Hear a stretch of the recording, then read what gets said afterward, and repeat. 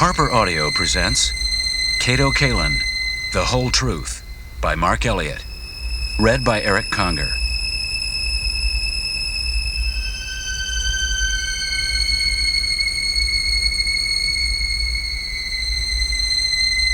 Only God and O.J. Simpson know if he killed Nicole Brown Simpson and Ron Goldman on the night of June 12, 1994. Nevertheless, or perhaps in spite of truth's maddening elusiveness, speculation surrounding this event has attained worldwide proportions. The murders have been dubbed by the media the crime of the century, superseding at least two previous slayings that held that title: the Lindbergh kidnapping, killing, and the assassination of President John F. Kennedy. From the discovery of Nicole Brown Simpson and Ron Goldman's bodies, through O.J.'s voluntary return to L.A. the morning of June 13th, the infamous slow-speed car chase on a busy Los Angeles freeway, the preliminary hearing, and the actual trial, citizens of the world, and Americans in particular, have been fixated on the daily events, investing time and attention in the inexorable flow of justice toward a climactic verdict. What is it about this crime that has so captured the public's imagination? Why have we become obsessed with the fate of an aging, arthritic ex-football player whose life, prior to June 12th, had inevitably slipped into cushy meaninglessness to which so many of us think we aspire? The implications of the Simpson case are not merely skin deep. They do, in fact, extend to the darkest void that resides between the very cracks of our democratic foundation. Are we not taught from the first grade that crime does not pay? This association between criminal activity and money is retold to us time and again in numerous versions throughout our lives, often with a moral rationale to excuse the more obvious contradictions reality has a way of imposing on abstract beliefs. One only need contrast the mythic pop culture antics of an Al Capone, whose rise from poverty to great wealth, in spite of his murderous ways, endeared him to his generation, with our standardized mythic image of Abraham Lincoln, walking that famous mile to return a penny his face would one day emblazon. Corrupt wealth versus honorable poverty, the great moral dialectic which defines and divides our society. A poor man may kill for money to buy food to feed his family. A wealthy man may lead a corporate takeover of food processing conglomerates that will eliminate enough jobs to send workers into the streets to find new ways to keep feeding their families. The criminal calendars remain filled with the unfortunates at the lower end of the economic scale, far outnumbering those with any degree of wealth. Rarer still is the criminal suspect both rich and famous. Far more often, this class of criminal appears as the embodiment of a middle-class fantasy in movies, TV series, and cheap crime novels. Evil bastards endlessly knocking off their wives, children, mistresses, blackmailers, etc. No matter how heinous the crime, the punishment for this class remains for the most part non-existent. It is then one of the great ironies of the Simpson case that, according to our moral canon, the mere status of the accused has, in the minds of many, including perhaps the defendant himself, eliminated him from, if not being a suspect, then at least having very much to fear from the wrath of the judicial system. Further, although there is no doubt a core of anti-Simpsonites who believe he is guilty of double murder in spite of his social status, there remain an impressive number of observers on both sides of the racial divide, some surveys putting the figure as high as 70%, who believe that O.J. Simpson is simply too rich and famous to have committed a violent crime, particularly this violent crime. Perhaps that is why we are, as a people, less demanding of the relatively narrow parameters of strictly legal justice than we are in wanting to know why one as gifted and gracious as O.J. Simpson was ultimately unable to fit neatly into the scripted sanity of our accepted social order. Perhaps that is why we seek answers not in the fat legal texts that reside on Judge Ito's great desk of justice, but in the words of the supporting cast of players who have emerged in the wake of the murders. Unfortunately, most of the testimony of these witnesses has suffered from large gaps of lost information and analytical inaccuracies, due at least in part to the questionable bank of their first-hand knowledge, unmanageable bias either for or against O.J., Nicole, or Ron Goldman, or lack of journalistic know-how. There is, however, one person who holds a unique and therefore privileged position in all of this. His name is Brian Kato Kaelin. His profession is actor, or if you prefer, professional houseboy, or perhaps master opportunist appeals to you. And he actually lived with both victim and accused. While a blood relative of neither, he came to be an intimate of both. Whatever you may think of him, his close proximity to both Nicole and O.J. provided Kaelin with a unique perspective into the private lives of the woman who became a celebrated victim of a tragic murder, the friend who died with her in the alleyway, and the man accused of killing them both. Kato became Nicole Simpson's tenant in January 1993, shortly after meeting her on a skiing holiday in Aspen, Colorado. For the next year, he lived in her guest house on Gretna Green Way in Brentwood, Los Angeles, during which time he became her friend, her confidant, her father confessor, her protector, and her soulmate.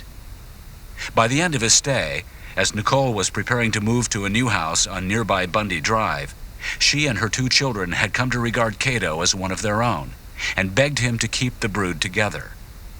How long did Nicole, Sydney, and Justin want Kato to stay? In Nicole's words, on a note she left for him a few days before the move, "Until you find a wife." What, one wonders, was the relationship between these two that would produce such an extraordinary invitation, not merely to move into a house, but to become essentially a member of the family? Perhaps the answers lie in the days that followed her divorce from O.J. Simpson in the fall of 1992. After what had been more than a decade of violent abuse, Nicole followed through on one of her longtime threats and divorced her celebrated husband, only to move less than 2 miles away into a rented space 1/5 the size of O.J.'s now famous Rockingham estate. She would later claim she did so for the sake of the kids, to allow them easy access to their father, but a more powerful motive may have been the easy access she needed to her former husband. Apparently, the mutual dependency between Nicole and O.J. kept their emotional battle alive long after the civil war between them had been legally settled, a battle in which she remained psychologically underarmed in the very lair of her violence-prone ex-husband, a man who had physically brutalized her in marriage and continued to loom menacingly in its aftermath. Her instincts, or perhaps her desperation, led her to seek a protector in the person of Kato Kaelin. O.J. Simpson realized that one way or another he would have to remove this last barrier of defense, all that stood between Nicole and his increasingly uncontrollable rage. Less than 2 months later, as Nicole was preparing to relocate to her new home, it would be without the protective services of Kato Kaelin. Kaelin's excuse for not moving with Nicole? He would later tell me that O.J. appealed to his sense of decency, saying that it was no longer good for the children to have a man, any man, living under the same roof as his ex-wife. O.J. would then provide the perfect solution, an irresistible consolation prize: the opportunity to live rent-free at Rockingham, where, O.J. told Kato, he would be, as Kato later stated on tape, treated like King Farouk. And what did Kato do? Weighing his options, he put the friendship, loyalty, confidence, and trust of Nicole Simpson in one hand, and in the other, the opportunity to move in with the single man she feared most, the man who she had revealed to Kato had a side as monstrous and frightening as one could imagine. Then, with that vacant look of slightly upturned incomprehension many have mistaken for innocence, Kato packed his bags, waved bye-bye to Nicole's fantasy of domestic bliss, and yucked his way into the bachelor paradise of a man who, in addition to being one of the most attractive and eligible bachelors in Los Angeles, happened to be on the board of no less than a dozen show business-related corporations. Less than 6 months later, O.J. Simpson would be accused of the murder of Nicole Brown Simpson and Ron Goldman. During the 5.5 months Kato lived at the football legend's estate, he once again became a human repository, this time for Simpson's innermost feelings about life, about love, and inevitably, about his obsessive desire to reconcile with Nicole. Kato now heard O.J.'s side of the same events he'd first gotten from Nicole's perspective, even as fate guided all three, and Ron Goldman toward the climactic, murderous events of June 12th. Only God and O.J. Simpson know if he killed Nicole Simpson and Ron Goldman on the night of June 12, 1994. Still, O.J. sits alone in a cell like a modern Richard II, listening to the clock beat of his own heart tick ever louder, facing the grim reality that as once he wasted time so effortlessly, now does time indeed waste him. As if in some kind of B-movie version of a classic tale, Kato Kaelin washed upon the sandy shore of his own survival and into our consciousness, a postmodern beach boy Ishmael, desperate for someone to tell his story. And that, of course, is when he and I met. Let me read to you from the trial testimony of witness Kato Kaelin, California versus O.J. Simpson, March 28, 1995. Marcia Clark. And as a matter of fact, isn't it true, Mr. Kaelin, that you have a book proposal out for about $500,000 right now, don't you? Kato Kaelin. No. You don't have a book proposal? No. Don't you have a... Aren't you represented by the William Morris Agency to write a book? No. You're not aware of any contract for $500,000 that you signed? Oh, I know it's out there, but I haven't done that. You haven't signed it yet? Oh no, I heard a story about that. That's not true. You don't have any book proposals out? No, don't want to do a book. Plan to write a book in the future, Mr. Kaelin? As of today, no way. On March 28, 1995, as Kato Kaelin was denying, under oath, the existence of the book he and I had just spent 6 months working on together, I was 5 miles away in my Hollywood apartment, sitting at the desk in my study, working on a new project, or rather one I had already been deeply involved with and had set aside in November 1994 to collaborate with Kato. Early in March, nearly 3 weeks before Kato took the witness stand, I had put the finishing touches on Star Witness, My Life with Nicole and O.J. Simpson.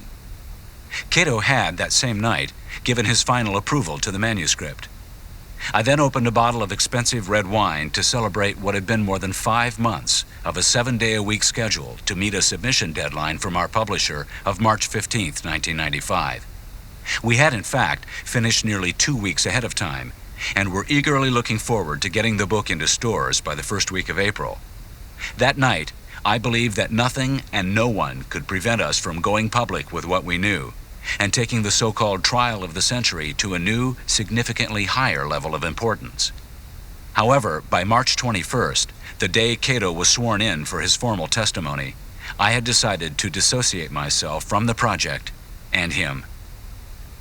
His increasing equivocation over what he wanted taken out, his criminal and business lawyers' continued interference, and, in my opinion, their attempted manipulation of me, had led me to this conclusion. When I first met Kato in October 1994 at Michael Plotkin's Century City law offices, he seemed eager to start work. As Kato was to tell me later, he was a fan of both Bruce Springsteen and the book I'd written about him, Down Thunder Road, and felt I was a contemporary to which he could relate.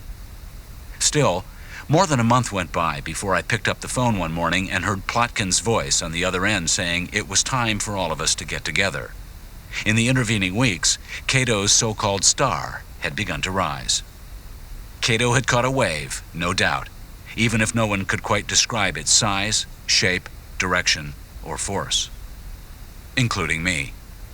I liked him well enough, found him to be personable, enthusiastic, better looking, less severe than he came across on camera, and considerably less tense, if not altogether goosey. Funny in that gag-a-minute fashion failed stand-up comics inevitably seem to carry like a monkey on the backs of their personal lives. From day one, I had asked for a formal collaboration agreement, a written contract to define our working relationship, financially, legally, etc. Not a problem, Plotkin said. He then decided he should be the one to handle negotiations with publishers. That was fine with me and my agent because of the official non-relationship between Kato and William Morris. In November, Plotkin began talking to several New York publishers, all of whom seemed not only interested, but eager to get their hands on the story. A series of telephone meetings were set up, during one of which Plotkin, Kato, and I talked with various editors. However, when it came time to ask Kato to describe a few of the incidents he felt would be of most interest to readers, Plotkin would cut him off before he said a word and inform the publishers they weren't privy to that information. After several of these meetings, I told Plotkin he was never going to be able to sell this book merely on Kato's name, such as it was. In December, and in spite of a bad case of the flu, I arranged for Kato to come over to my place in Hollywood and sit for a 90-minute interview. That interview took place on December 27, 1994. In January, I flew to New York to begin a series of meetings. Knowing the kind of material I had, I was not surprised at the size and number of contracts Plotkin was offered. To all of them, he said, "Thank you very much," and informed me it was time to come back to Los Angeles and start writing. Halfway through the book, and still without any collaboration agreement, it occurred to me that there was nothing to prevent Kato and Plotkin from cutting me out of the deal. I was told by my agent to stop being paranoid, that there was a deadline looming and I should keep writing. And so I did. For the next 2 months, Kato and I virtually lived together at my place. He would arrive early each morning, head straight for the kitchen telephone, and immediately start to return all his calls, local and long distance, while loading up on caffeine. We would then shoot the shit about the night before and set our social calendar for the one coming up. Usually, after about an hour, he would feel comfortable enough to settle back into my big black leather easy chair and attach a microphone to his shirt collar. I'd take the seat opposite and begin that day's interview. Over the months, Kato proved an extraordinary subject. Early on, it had become apparent that he not only had a great, still untold story, one he had certainly given neither to the grand jury nor at the preliminary hearing, and perhaps more intriguing to me, seemed increasingly desperate to tell it.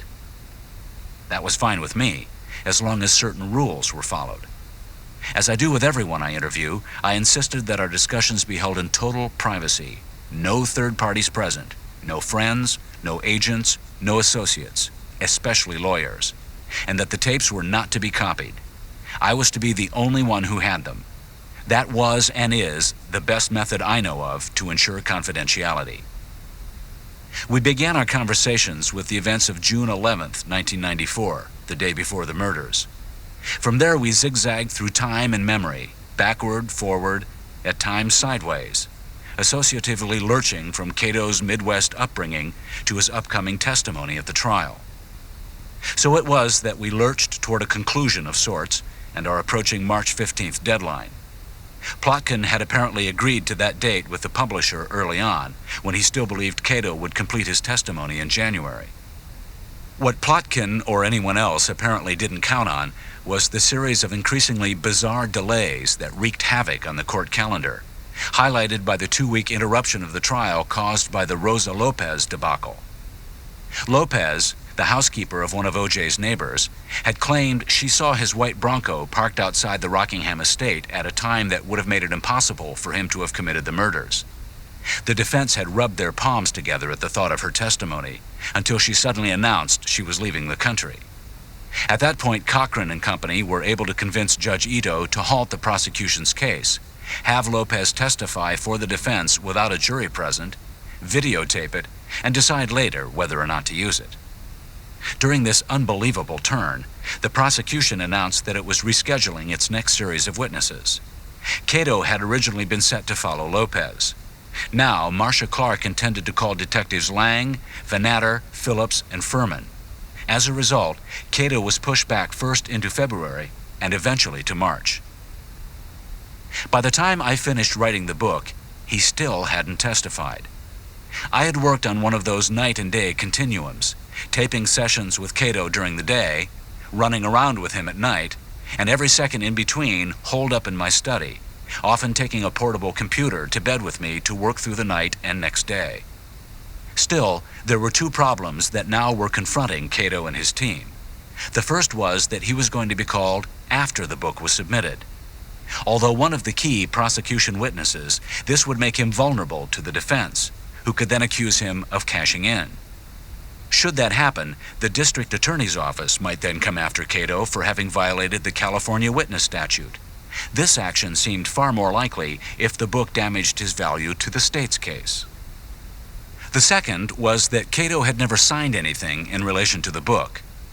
I knew from the publisher that a contract had been sent to Plotkin that might very well still be sitting on his desk, right alongside the unsigned, unnegotiated collaboration deal between Kato and me. With the deadline for submission approaching, the publisher became understandably quite nervous, as did I. They wouldn't release any of the signing money until they had a valid contract. Plotkin apparently did not want Kato to sign the contract until he testified. Further, Plotkin now wanted the manuscript gone over by Kato's criminal lawyer, William Janego. That disturbed me. I had no problems with Kato's people wanting to go over the material, just with their timing. Frankly, I didn't get it. After all, I had already been through a series of what I considered friendly skirmishes with Kato during the writing period. As the world would learn when he testified, Kato Kaelin is one of the great equivocators.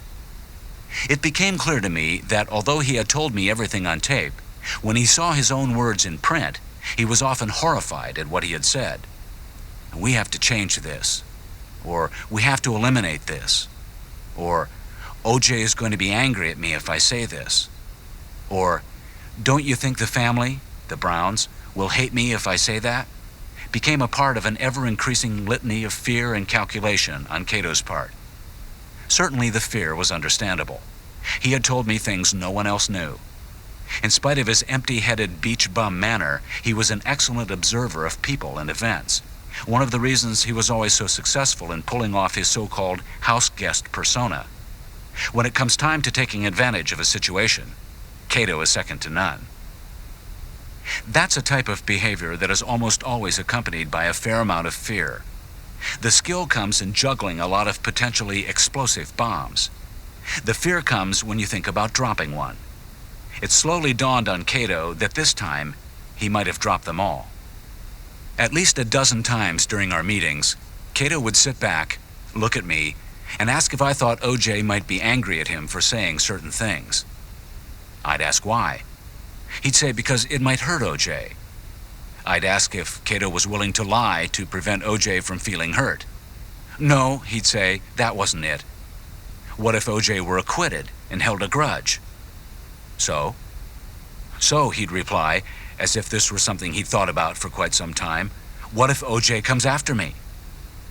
In the end, fear is always about self-preservation, and it was quite clear to me that Kato had begun to fear for his life. His solution was a simple one. To him, all we had to do was change a few things. A little verbal surgery to ensure that nobody got hurt. Nobody got hurt? What about Nicole and Ron Goldman? I reminded him. Did he think their lives deserved the truth? That question usually bent Kato over to a point where he'd hold his stomach and rock back and forth with indecision. In the end, he found a solution of sorts to his moral dilemma by simply passing the hot potato along to Plotkin, who in turn handed it to Janego. The day the book was to have been submitted, after Plotkin made his call to the publisher, Jim, our editor, called my agent, who in turn called Plotkin to find out what was going on. Plotkin told him all he wanted was a couple of extra days so that Janego could give the book the go-ahead. By the end of the week, he assured us, it would be submitted. My agent called Jim, who, although angry, agreed to the extension. The next day, Jim called my agent to tell him that because of the delay, the publisher now wanted to see the manuscript before issuing any money for it. That, of course, was completely unacceptable to me. The original deal had been half the advance delivered on signing. Because Plotkin had not signed the contract and had failed to deliver on time, the publishing house, perhaps figuring it was being squeezed for more money, seized the opportunity and tried to outmaneuver him. It didn't seem to bother anyone that I was caught in the middle, hadn't gotten paid, and was watching two lawyers and my so-called collaborator going after the book with a set of hot shears like it was a field overgrown with weeds. The next day, Janego called to say he was not going to discuss the book, that Kato was his client, and it was not in his, Janego's, best interests to have any further communication with me. I planned to tell Janego that although I had originally intended this call to be about finding out if he had made his changes, I had decided instead to withdraw my services. Before I got that far, however, he informed me that a week earlier he had recommended to Plotkin and Kato that this book should never see the light of day. When I asked why, he refused to comment, except to say there were too many things in it that might compromise the integrity of his client when he took the witness stand. I was furious. No one from Plotkin's or Janego's office had bothered to contact me about anything since the previous week. I told Kato how angry and upset I was at the actions of his lawyers. He acted surprised and said he hadn't heard anything from either Plotkin or Janego, and that as far as he was concerned, everything was fine. He said he was looking forward to the book's publication and making a lot of money. He then said he had thought about asking if he could sleep on my sofa during the time he'd be testifying, because he was afraid of being constantly hounded by the press if he went home. I told him he was, of course, welcome at any time, but that it probably wasn't a good idea for us to be seen together. If the press were following him around, as he claimed, how long, I asked, did he think it would take for them to figure out what we were doing? He laughed, said something about how I was always looking in every direction at the same time, told me he'd had 2 of his Las Vegas co-stars. One was in love with him, and he wanted to fix me up with a friend of a friend when he got back to L.A., a woman who worked at Warner Brothers, he described as the brainy type, the way you like them. I told him how much I appreciated his watching out for my interests, and hung up, convinced he was lying. Whatever he'd been with me, he'd clock in with Plotkin every hour or so. Surely by now, Kato had to know that the deal for the book was, in fact, dead. On Tuesday, March 21st, Detective Philip Van Adder, one of the first officers to arrive at the murder scene, completed his testimony, which had begun the previous week. And after a relatively brief recall of Detective Lang, one of Van Adder's partners in the investigation, Kato was finally set to testify. I was at my desk in my home office, working on the book I had set aside in order to work on Kato's, watching with one eye his testimony on a small TV set next to my computer. Although I no longer considered myself part of the project, I was still curious to see how he handled himself on the witness stand. I also fully expected him to tell the court what he had already told me, with, if anything, some elaboration in areas he had been reluctant to discuss during our sessions. What I heard instead was one of the most astonishing displays of cowardice, I have no other word for it, that I have ever seen. It began early on with a twitching, jerky Kato trying to slide through on his good humor. Clark, you feel a bit nervous today? Kato, feel great. Until he was confronted with the first significant question. Marcia Clark asked him how he met Nicole, and he replied that he and his friend Grant Kramer had decided to go to Aspen for the 1992 Christmas holidays. When Clark pressed Kato to tell the court who else he met that week, besides Nicole, I and the rest of the world received our first public dose of Kato's special brand of selective memory. I'm reading from the transcript. Marcia Clark, did you all spend that whole week together? Brian Kato Kaelin, quite a few people, but basically it was myself, Grant Kramer, Faye Resnick was there, and Nicole and other people that the names I can't think of them right now, but other people. I stopped writing, sat back, put my foot up, rested an elbow on my knee, dropped my jaw to my palm, and wondered how Kato could have forgotten about Jerry Ginsburg, in whose condo Kato had told me Nicole stayed for the entire trip, and whom O.J. hated and would later refer to as a pimp, either forgotten or had decided to omit from his testimony.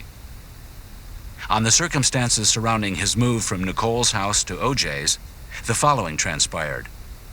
Marcia Clark, did he indicate anything to you with respect to what he thought of the fact that you'd be living in the same house as Nicole Brown? Brian Kato Kaelin, well, they were trying to work things out, and I said that I understood.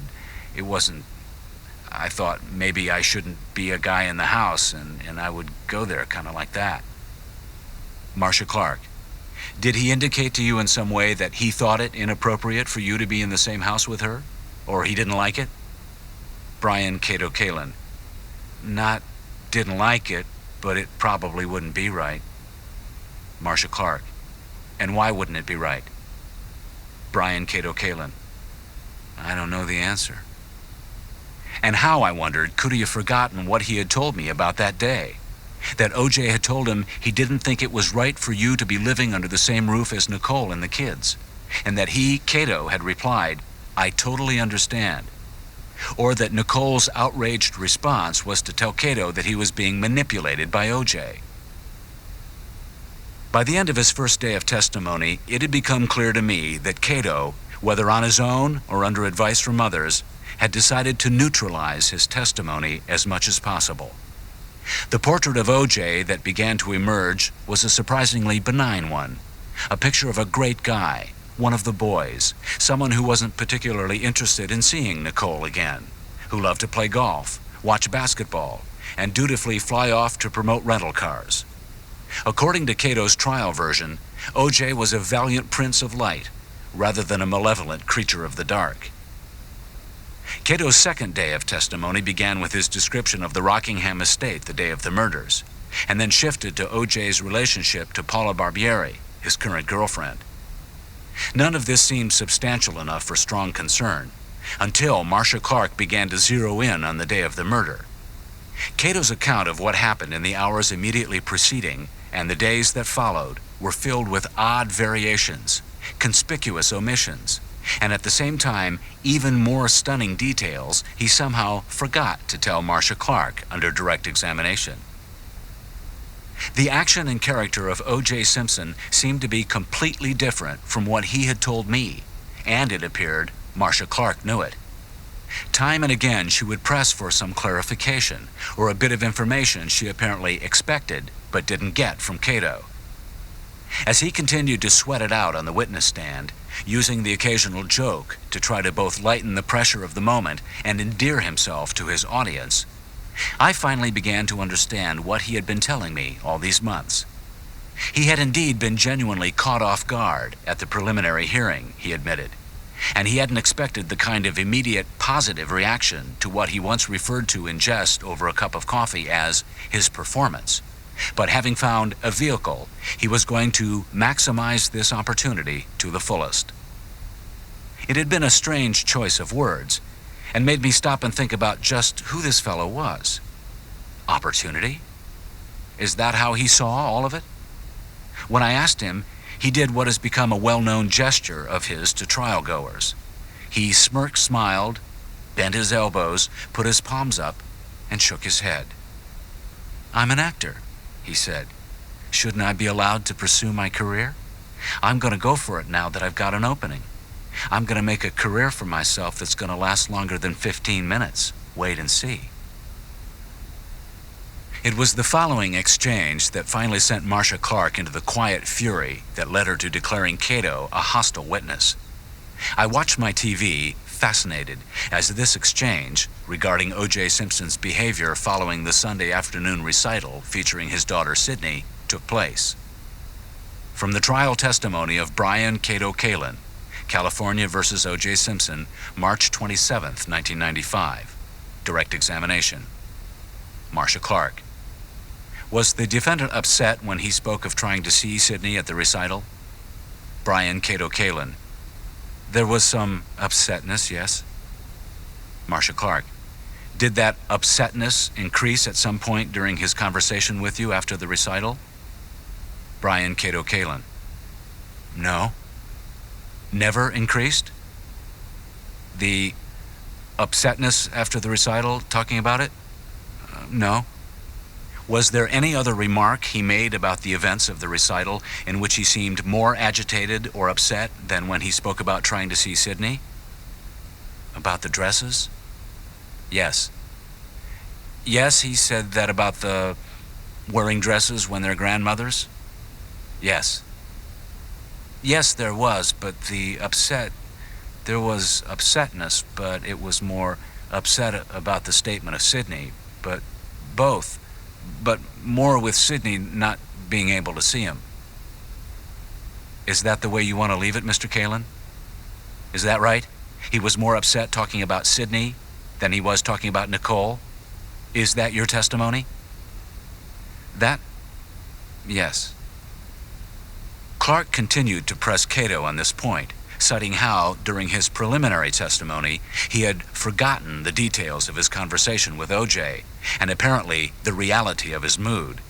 She quoted his earlier testimony, in which he had said that O.J.'s demeanor during Sidney's performance was nonchalant.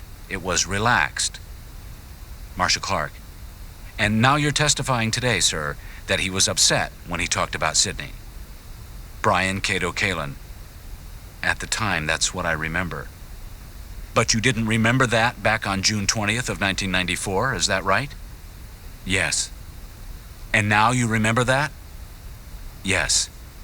And what about during the time that he made the remark about Nicole wearing tight dresses? Was he upset when he said that? More upset with the Sidney statement, but maybe just a bit with that, just a bit? I'm sorry? Yes. Can you show me? At this point, Clark was genuinely shocked at the sheer incomprehensibility of Kato's responses. Here was her supposed key witness, not only changing his testimony, but seeming to reinvent his memories of the day of the murders on the spot. After a brief exchange with Judge Ito, she continued, Marcia Clark: so your testimony now is that he was upset about the Sidney incident, but just a bit upset about Nicole, her tight dresses. Is that right? Brian Kato Kaelin: is that what you testified? Yes, yes. Marcia Clark, after reading back Kato's preliminary hearing testimony when he described O.J. that day as having been extremely upset: do you recall giving that testimony, sir? Yes. You didn't say there he was a little bit upset, did you? No. You're changing your testimony now, Mr. Kaelin? No. Was he upset or wasn't he, when he talked about Nicole and her tight dresses? No, not real upset. That was enough for Clark. She turned to the judge and made what many consider an extraordinary open court pronouncement. Marcia Clark: Your Honor, I'm going to ask leave of the court to take this witness as a hostile witness. Was I surprised at her actions? Not at all. I had watched Kato fandango his way through 6 days of testimony, with Marcia Clark all the while trying to focus his responses. Everyone had expected Kato to coffin nail O.J.'s defense. Instead, it became quite clear to me that the only constant in Kato's mind was the direction of his career. Word flew among the press that he was scared, that he had been reached, that he had decided he couldn't rat on his friend, all of which may have had some degree of truth. However, I felt certain that the reason he had chosen to back off was simply a career move. Brian Kato Kaelin didn't want to be known as the guy who convicted his generous, selfless, good-time pal, O.J. Simpson. Once Judge Ito granted Clark the right to consider Kato a hostile witness, she continued to grill him, now shifting her focus from accreditation to discreditation, from the piecing together of evidentiary information to characterizing his contradictions. Amazingly, the prosecution's key witness seemed to have become one of the defense's best weapons. This was followed by a relatively brief cross-examination by O.J. defense attorney Robert Shapiro, who appeared more the loving, protective uncle than the hard-nosed interrogator. Shapiro asked Kato the following. Robert Shapiro: Mr. Kaelin, has anyone from any tabloids approached you to sell your story? Brian Kato Kaelin: Yes. Who has approached you? Everyone, every tabloid. How much money have you been offered? Close to $1 million, I guess. Have you accepted any money from any tabloids for your story? No. After a few more questions, Marcia Clark redirected, and that's when Kato said there was no proposal out, no signed book contract, and went on to state that, no, don't want to do a book. As of today, no way. Kato had successfully gotten out of a tight spot, with the unwitting help of Marcia Clark's rather obtuse questioning. I stared at the TV in disbelief. Sitting next to my computer was a completed copy of the manuscript, and next to it, nearly 17 hours of taped interviews we had done. Not more than 10 minutes went by before the phone began to ring. Everyone in my close professional circle began to call to find out what was going on. The phone continued to ring for nearly 2 hours until finally I had to disconnect it. Then the fax machine took over. I began to wonder, had I somehow been set up? Had Kato and his attorneys tried to feed me information that would, if released, do Kato's job for him, only with my name on it? As a journalist and biographer who has tackled some fairly controversial subjects in the past, including the previously unknown connection between Walt Disney and the FBI, one of my strengths has always been, as it is with every investigative journalist, my sources. If I volunteered these tapes, I feared my career might very well come to an end. I knew I had to do something. I decided to call Leonard Marks in New York City, an attorney I had known for many years on both a professional and personal level. When I told Leonard what was going on, he recommended that we contact the district attorney's office immediately. He pointed out something that I have never since lost sight of. This was no longer about a book. This was about murder. If I had information that could help the prosecution, I really had no choice but the morally correct one. I had to tell them what I knew. Leonard told me not to go anywhere for the next hour. From his Manhattan office, he called Marcia Clark and Chris Darden, who were on a lunch break from the trial and awaiting our call. After introductions were made, Clark began her informal discussion with the one question I had hoped I wouldn't have to answer. "Mr. Eliot," she said, "when you were working on the book with Kato, did you make any tape recordings?" I paused, took a long beat, and said, "Yes, I did." "I want them." "No," Leonard said, "not without a subpoena. If that's the way we have to go, then we will." Leonard then said he would work out the details with her, and that in the meantime, while she had me on the phone, she could continue to question me. She wanted to know about the day of the murders. In particular, if Kato said anything about O.J.'s mood, and what, if anything, he had left out of his testimony. She was looking for evidence that would prove motive. There was plenty. For instance, when Kato told me about O.J.'s return from his daughter's dance recital, in addition to the business about the black dresses and the grandmothers, were they going to dress like that when they were grandmothers? According to Kato, O.J. had also said that he thought Nicole was dressed to go clubbing that night. There was a silence on the phone, because all four of us knew what that implied. It spoke directly to motive, to O.J.'s relentless possessiveness and jealousy concerning Nicole's sexual life after their divorce. The phone call ended with Clark and Darden having to rush back for their afternoon courtroom session. Leonard immediately called me back and told me to start copying those tapes. He instructed me to make 3 copies, one for him, one for the DA, and one for me, and when I was finished, to put the originals in a vault. "Do you have any idea what is on these tapes?" he asked. "I believe I do," I said. "We have got to get these to the prosecution. This is going to change the entire case. I can't believe they haven't been able to get this Kato character to tell them what he told you." "I know," I said, growing increasingly depressed at the position I was finding myself in. "Kato will probably deny the veracity of what he said to you," Leonard concluded. "But there's no denying the way those interviews were conducted. He had no idea what you were going to ask him, did he?" "No." "He didn't have notes, did he?" "No." "And the more time he spent with you, the more he opened up, is that right?" "That's exactly right. It was as though he needed to tell someone what he knew, and I guess I was that person. And look where it's gotten me." Clark and Darden spent the weekend of April 1st and 2nd going over the tapes, and concluded that there was enough legitimate information to submit them as evidence to the court. That Monday, April 3rd, they handed them over to Judge Ito under seal. The purpose was similar to the defense's during the preliminary hearings, when it had submitted the envelope of unknown content. The tapes were made available to Judge Ito to listen to and decide if they would be admissible as evidence. In mid-April, the tapes were unsealed and handed over to the defense under the rules of discovery.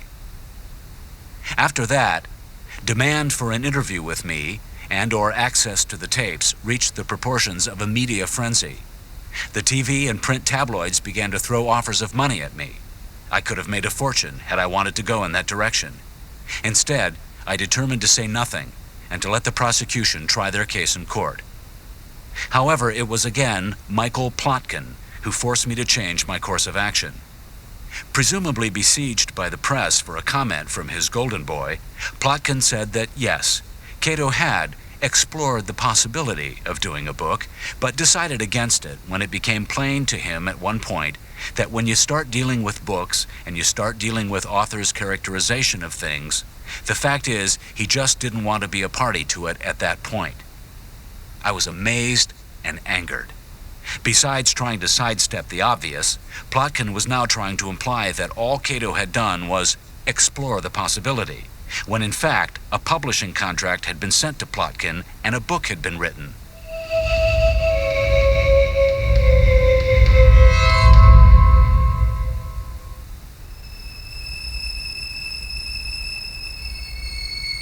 When Plotkin declined to hand it in on time, the deal was effectively killed. I also resented Plotkin's suggestion that I had characterized Kato's words, when in fact the book was largely composed of direct quotes taken off the tapes for which Kato had voluntarily sat. And then, of course, there was Kato's statement in the acknowledgement section of the completed manuscript in which he had said the following: "I wish to thank the following people for their help and guidance during the long and difficult process of writing this book. I have to start with Marc Eliot, whom I met at the very beginning, when the idea for this book first happened. During the course of our working together, we developed a great working relationship, and out of that, a close friendship.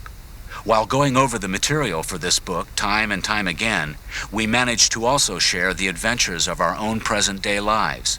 The work proved long, intense, and difficult. The friendship forever, intense and easy.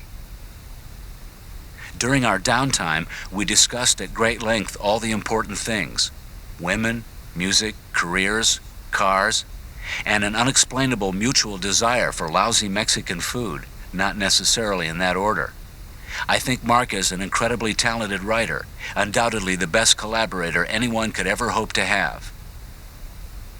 I now felt I had no choice now but to go public and respond to the outrageous, misleading, and to me, patently offensive comments of Kato and Company, which in reality amounted to little more than a quite lame attempt at covering their own asses, while trying somehow to shift not only the responsibility, but the blame on me for Kato's performance at the trial. However, unlike my former collaborator, I chose not to sell my soul to the tabloids, and went instead on the CBS Evening News and NBC's Dateline for no pay, to defend both the veracity of the tapes and my own integrity. Although I didn't personally appear on any of them, the tabloids did show clips of my news appearances. And, unlike my former collaborator, I have never forgotten that this isn't about professional promotion and personal glory, but murder. I have therefore chosen to set the record straight, once and for all, to release the information Brian Kato Kaelin at first gave me so enthusiastically and then tried so hard to squelch. What follows, then, is the whole truth, as I heard it from Kato's mouth, about his relationship to O.J. Simpson and Nicole Brown, how he came to live in both their houses, what he stated actually took place the night of the murder, and the chain of often fantastic events that led up to and followed the grisly massacre of two young victims of a brutal, cold-blooded murderer. It had been a busy winter for O.J. Simpson, beginning with an appearance at the 1994 Super Bowl, where he was invited to participate in the ceremonial coin toss. Life for the former running back legend had become largely ceremonial. During the football season, he was literally and therefore figuratively on the sidelines, reduced to providing color for NBC, after what may be best described as a lackluster couple of seasons as one of the men in the booth doing ABC Monday Night Football. The main criticism of him then was that he couldn't speak clearly enough. After a while, that segued into his having nothing to say. For the past 14 months, he had been a bachelor. His second marriage had ended in divorce, and he had tried to fill as much time as he could with travel and endorsements. Money continued to flow in, as did adulation. He could never go to a restaurant, a movie, or a gas station without being recognized. The word juice floated around him like a mantra. However, his tight circle of friends, including A.C. Cowlings and attorney Robert Kardashian, knew another side of O.J. They knew the lonely, wandering, at times angry and vengeful ex-husband of Nicole Brown. They knew a man obsessed about reconciling with the woman he'd known since she was 17 and he was 31. They knew about his many physical attacks on her, his increasing anger, frustration, and often expressed need to control every aspect of her life.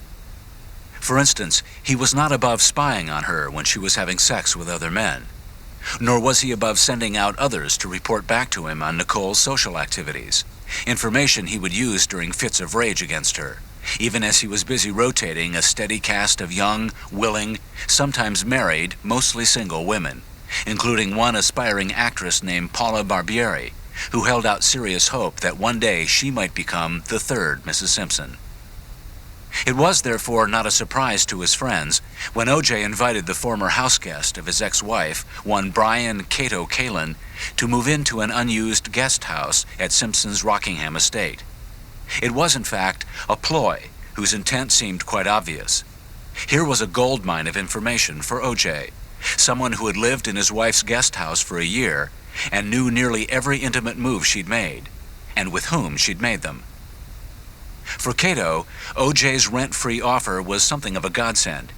He had spent a year living at Gretna Green, Nicole's rented house about 3 miles from Rockingham, and although the rent was usually about $500 a month, depending on how much babysitting he did, less than anyone would pay for a thin-walled one-bedroom in the seedier neighborhoods of L.A., where most of the unemployed wannabes of the film and TV world lived, it was still a heavy ticket for the barely employed actor. Besides, Nicole had become increasingly dreamy in her fantasy about all of them, herself, the 2 kids, Sydney and Justin, and Kato, living together as a family in her new, smaller condo on Bundy. That really wasn't what Kato had in mind. He was, like O.J., a bachelor with a penchant for a good time. He had grown a bit weary of the constant friendship that had defined his life with Nicole, especially after a confrontation in her kitchen when she openly declared her love for him, at a time she was having an affair with L.A. Raider and O.J. Simpson protege Marcus Allen. Someone had once said, "If you can't stand the heat, get out of the kitchen." Kato had come to understand these words better than almost anybody. When O.J. offered a life like King Farouk's, it didn't take much to convince him to say yay. The guest house at 360 Rockingham in Brentwood, California, was more like a self-contained studio apartment set in the L-shaped corner estate where Rockingham meets Ashford. The estate had 2 entrances, one from each cross street. The main house, through the Rockingham gate, was O.J.'s. The right wing, which swung toward Ashford, was really a series of 3 connected guest houses, in front of which was the swimming pool, garage, and tennis courts. Kato's guest house was more like an elaborate efficiency apartment. It had a bedroom about 25 square feet, a small bathroom, and an adjacent office area. It had no kitchen, but Kato didn't need one. There was a common one for all 3 guest houses on the other side of the pool, where the tennis courts were located.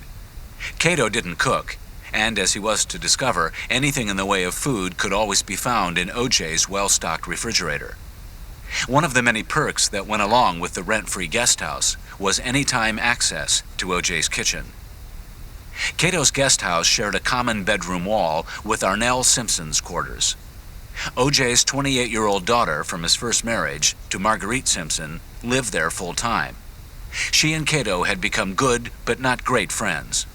By now, he knew the meaning and wisdom of off-limits. The last guest house belonged to Gigi, O.J.'s maid. Because she was married, most nights she would go home. When it became necessary to stay over, however, she had exclusive rights to the quarters provided by her employer. At first, Kato didn't see all that much of O.J. For most of the winter, he was either on the road or playing golf with his regular group at the country club. They rarely socialized together. Still, there were some terrific advantages for a struggling actor to being the houseguest of O.J. Simpson, not the least of which was that O.J. happened to be on the boards of more than a dozen entertainment-related corporations. There's a truism in Hollywood that says, who you know is just as important as what you know. And in Kato's case, knowing O.J. was key. As he often told friends, It didn't hurt to be a friend of O.J. Simpson. From the trial testimony of Brian Kato Kaelin, California versus O.J. Simpson, March 23, 1995. Cross-examination. Robert Shapiro. And that, during the period of time when you first met Nicole, she was divorced from O.J. Simpson. Brian Kato Kaelin. Yes. Robert Shapiro. And was she dating other men? Brian Kato Kaelin. Yes. Robert Shapiro. Was that a frequent occurrence, to your knowledge? Marcia Clark. Your Honor, objection. Judge Lance Ito. Overruled. Brian Kato Kaelin. She'd go out. I don't know if it was dating. You know, men, like, I have a date tonight, that sort of thing. She'd go out with her friends. Robert Shapiro. And would O.J. come over to the Gretna greenhouse and visit the children? Brian Kato Kaelin. Yes. Robert Shapiro. And did he ever voice any concerns about that? Brian Kato Kaelin. No. Robert Shapiro. Did he ever show any anger or upset? Being upset at the fact that she was dating other men? Brian Kato Kaelin. No. Usually by mid-afternoon, O.J. would be at the house, alone, sitting around watching the big screen TV that dominated one wall of the living room. It occurred to Kato that lately he'd been having more and more informal little day chats with O.J. He began to wonder if something was bothering his famous host. After all, the weather this time of year was about as good as it got in southern L.A. What was a guy like O.J. Simpson doing sitting inside his house watching TV like a shut-in? Often during their conversations, practically every time they met, it seemed to Kato, O.J. would turn away and say something similar to what he said that Saturday afternoon. Kato, I'm so lonely. I can't stand this. I'm bored out of my mind. There's nothing to do. God, O.J., Kato said, how can you be lonely? You've got it made. Look at this house. Look at those cars. Look at you. Anything you want. Any woman.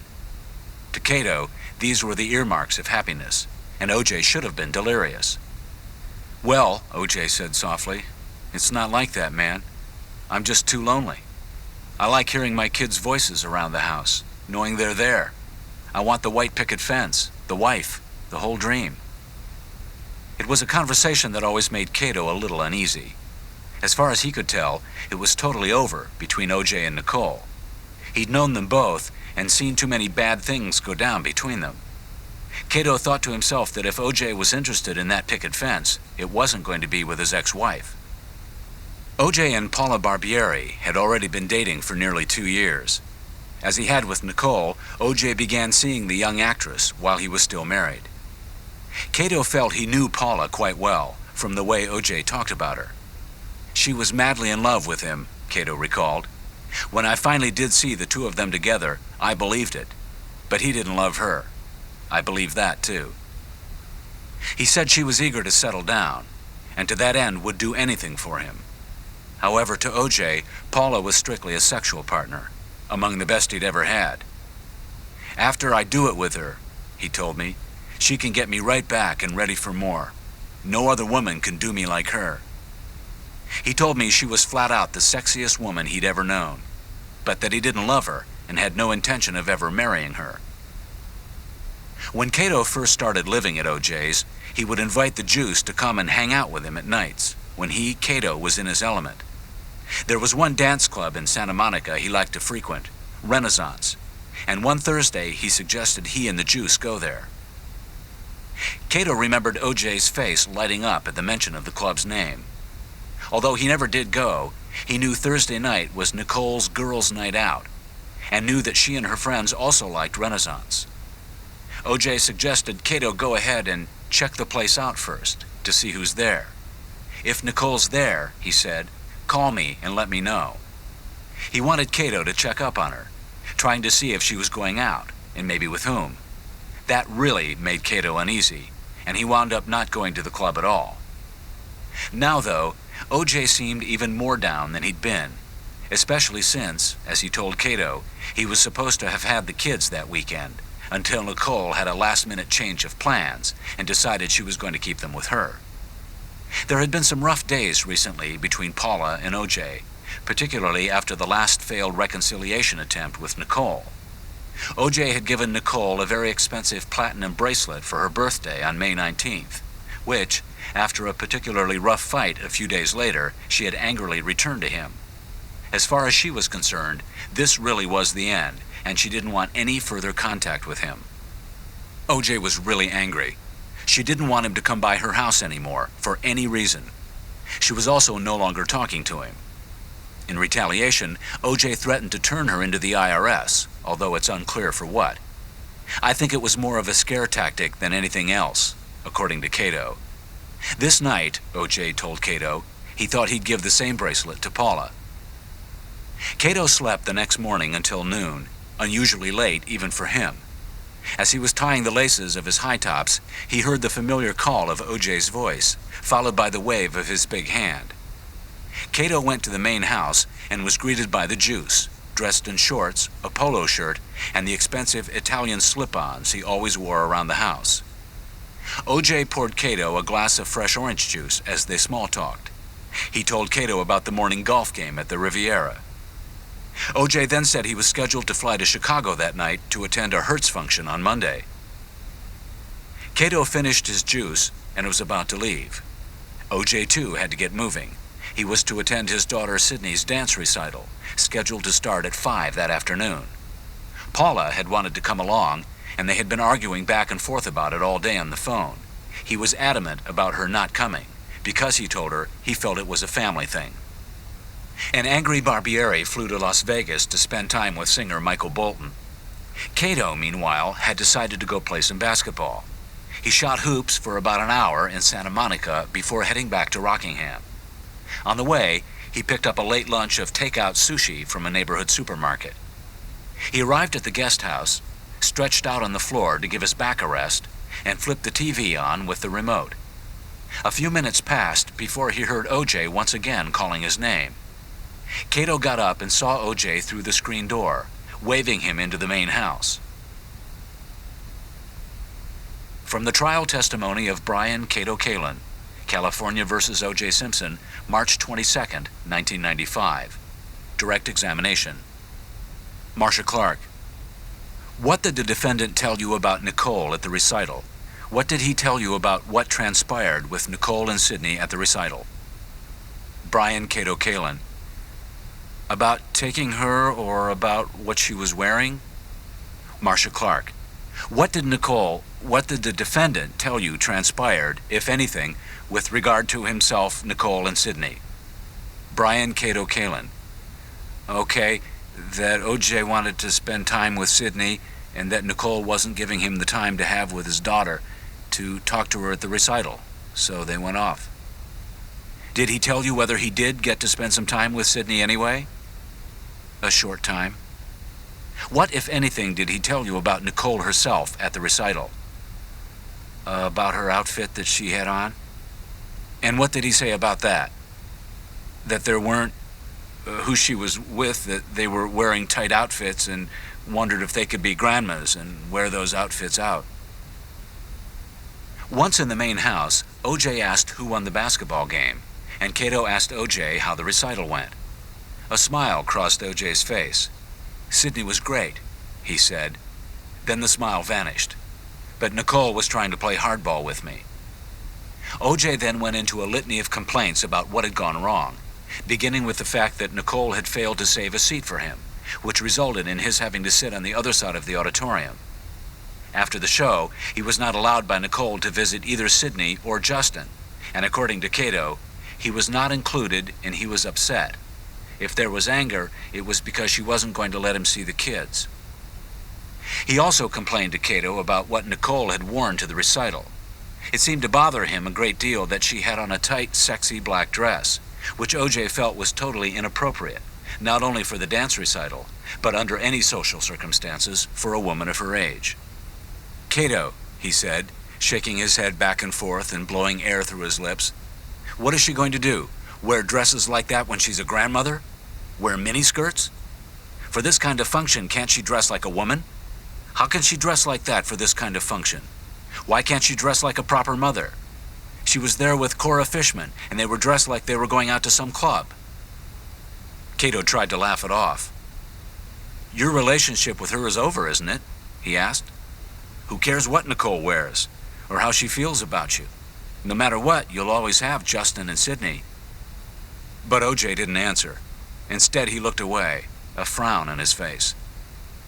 Later that evening, in the guest house, Kato called his friend Tom O'Brien, who was at the time a district attorney in San Diego. Kato and Tom had been friends since the 4th grade and had grown up together in Milwaukee. While Kato was talking to O'Brien, O.J. knocked on his door. From the trial testimony of Brian Kato Kaelin, California versus O.J. Simpson, March 22, 1995, direct examination. Brian Kato Kaelin. I gave him the money, and he said he was going to get a hamburger, and I said, can I go? Marcia Clark. You invited yourself to go with him? Brian Kato Kaelin. Yes. Marcia Clark. And what was his response to that? Brian Kato Kaelin. Sure. Marcia Clark. He seemed real excited to have you come? Robert Shapiro. Objection. Judge Ito. Sustained. Brian Kato Kaelin. Wouldn't you? Kato, O.J. said, I've got an embarrassing question to ask you. What is it? Kato flashed on somehow having really screwed up the jacuzzi. I have all hundreds. Can I borrow $5 to give the sky cap at the airport? Sure, Kato said, greatly relieved to hear that that's all it was. He pulled out a 20, the smallest bill he had. O.J. put it in his pocket and said he was going to get something to eat. Without thinking, Kato blurted out, You mind if I come along? Can I go? Kato. He paused, it seemed, for a while. He looked at me in a very odd way. His stare made me feel as if I had been out of line to invite myself along. In my head I'm thinking, and I've thought so many times since, I wasn't supposed to go. I had invited myself and felt uncomfortable about it. I was about to say, you know what, on second thought I'm not really hungry. But before I could, he said, yeah, sure, come along. We'll grab a burger or something. They went outside, got into O.J.'s Bentley, and headed for a McDonald's. O.J., who had been quiet the whole ride, said nothing while going through the drive-in. O.J. was in the same mood he'd been in for a while, which made Kato increasingly uncomfortable. O.J. ordered the largest burger they had and a Coke. Kato, who rarely eats breads or fried or fast foods, wasn't a frequent customer of McDonald's, but since he was there with the juice, ordered a chicken sandwich, French fries, and a large orange soda. As they drove back to the house, O.J. continued in silence, as if thinking about something, staring into space. By now, Kato was sure he wasn't supposed to speak, and it made him uneasy. When they arrived back to the house, O.J. pulled into the Ashford gate and parked the Bentley by the garage. From the trial testimony of Brian Kato Kaelin, California versus O.J. Simpson, March 22, 1995. Direct examination. Marcia Clark. When you got back to Rockingham and the defendant parked the car in the location you indicate on Peoples 136, can you tell us, sir, what happened next? Brian Kato Kaelin. I got out of the car and I had my food and I walked toward the kitchen and I thought I was kind of inviting myself, so I turned and I went to my room. Marcia Clark, after locating the action on a series of photographs using the telestrator. When you got to that location, what did you do? Brian Kato Kaelin. When I got to O.J.'s kitchen door? Marcia Clark. Yes. I turned. Okay, and what did you see? O.J.? And where was he? At the driver's side door of the Rolls? Did you say anything to him? No. What did you do? I looked and said, I'll eat in my room. And what did you do then? I took off to my room to eat. Did he say anything to you? No. Did you say anything to him? No. Kato got out of the car and walked to the main house door that leads to the kitchen, waiting for O.J. to open it. He turned to look for him and saw him standing by the front driver's side door of the Bentley, about 10 yards from the front of his house. Kato was going to have his dinner in the main house, but when he saw that O.J. was standing at the door of the Bentley, he said, "I'll eat this in my room." He wasn't walking to the house, Kato recalled. I started for my room. He didn't say anything or make a move. He gave me a look that said, "What are you doing?" Just before I went inside, to my guest house, I turned and saw that he was still standing next to the Bentley. I never saw him go into the house, and kept wondering to myself why he didn't. I don't know why, but this entire night, I kept having the feeling that something was not right. It just wasn't right. At about 10:40, while talking on the phone with his friend Rachel Ferrara, Kato heard the now famous noises, a series of 3 thumps, as he described them. It sounded as if, I thought in my head, someone's back there, but I wanted to believe instead we had an earthquake, which is exactly what he asked Rachel, if they just had an earthquake. He was hoping she would say they had, but she didn't. "Well," I told her, "this is so weird. The picture hanging on the wall opposite my bed just moved." It was a big poster-sized framed picture of flowers, and was now completely tilted to one side. And I heard this funny noise. Rachel repeated that she knew for certain there had been no earthquake. For Kato, it was a weird night. In my head, I knew someone was back there in the alley behind the house. He told Rachel he was going to check things out. He hung up, stepped outside the room, and ran the 3 steps that led to the main path that circled the entire house. He followed it to the front lawn, and that's when he noticed for the first time the limo outside the Ashford gate, which meant that O.J. must not yet have left for the airport. I didn't actually see anyone in the limo, Kato recalled later, but still felt a little safer just knowing it was there. I also saw Chachi, O.J.'s black chow, hanging out on the front lawn. Kato then proceeded to the end of the garage, where a wrought iron gate led to a long, narrow pathway behind the main house that extends its entire length, past his guest house, Arnell's, and the maid's quarters. The gate was broken off its hinges. Kato picked it up, moved it out of the way, stepped into the pathway, and says he decided not to go very far. It was pitch black out, no lights, and the little pen light proved useless. He figured if someone were still back there, it might not be such a great idea to confront him. For whatever reason, he says he went no farther. He returned to the front of the house and was relieved to see the limo still there, although he was not sure why O.J. hadn't let it in. There was an intercom system installed for that very purpose, and Kato was sure the driver would have been instructed to buzz upon his arrival. Kato went to the gate and pushed the inside button that activated it. The gate opened, the limo came through the entrance and around the loop that leads to the Rockingham gate. When the driver was directly in front of the main entrance to O.J.'s house, he turned his engine off and got out. Kato introduced himself and asked if he was there to take O.J. to the airport. He confirmed that he was. As they talked, Kato noticed O.J.'s golf bag in front of the main entrance to his door. Usually, Kato knew, when O.J. expected a limo, he put his things out front for the driver to load. It flashed through his mind that he didn't remember seeing the clubs when he first came out to investigate, then dismissed it as a probable oversight on his part. The driver then popped open the trunk of the limo and put the clubs in. Kato asked if he'd seen O.J. The driver said no. "I hope he didn't oversleep," Kato said, figuring O.J. must have taken that nap. "I don't want him to miss his flight." He felt better knowing O.J. was still in the house, and decided to take one more look down the pathway. He returned to the broken iron gate, went a little farther in, saw and heard nothing, and returned once more to the limo. When he got there, he saw O.J. Kato didn't know where he'd come from, seemingly out of nowhere, while he, Kato, was investigating the noises. O.J. said he'd overslept. Later on, the limo driver said he saw someone he thought might have been O.J. going through the front door into the house.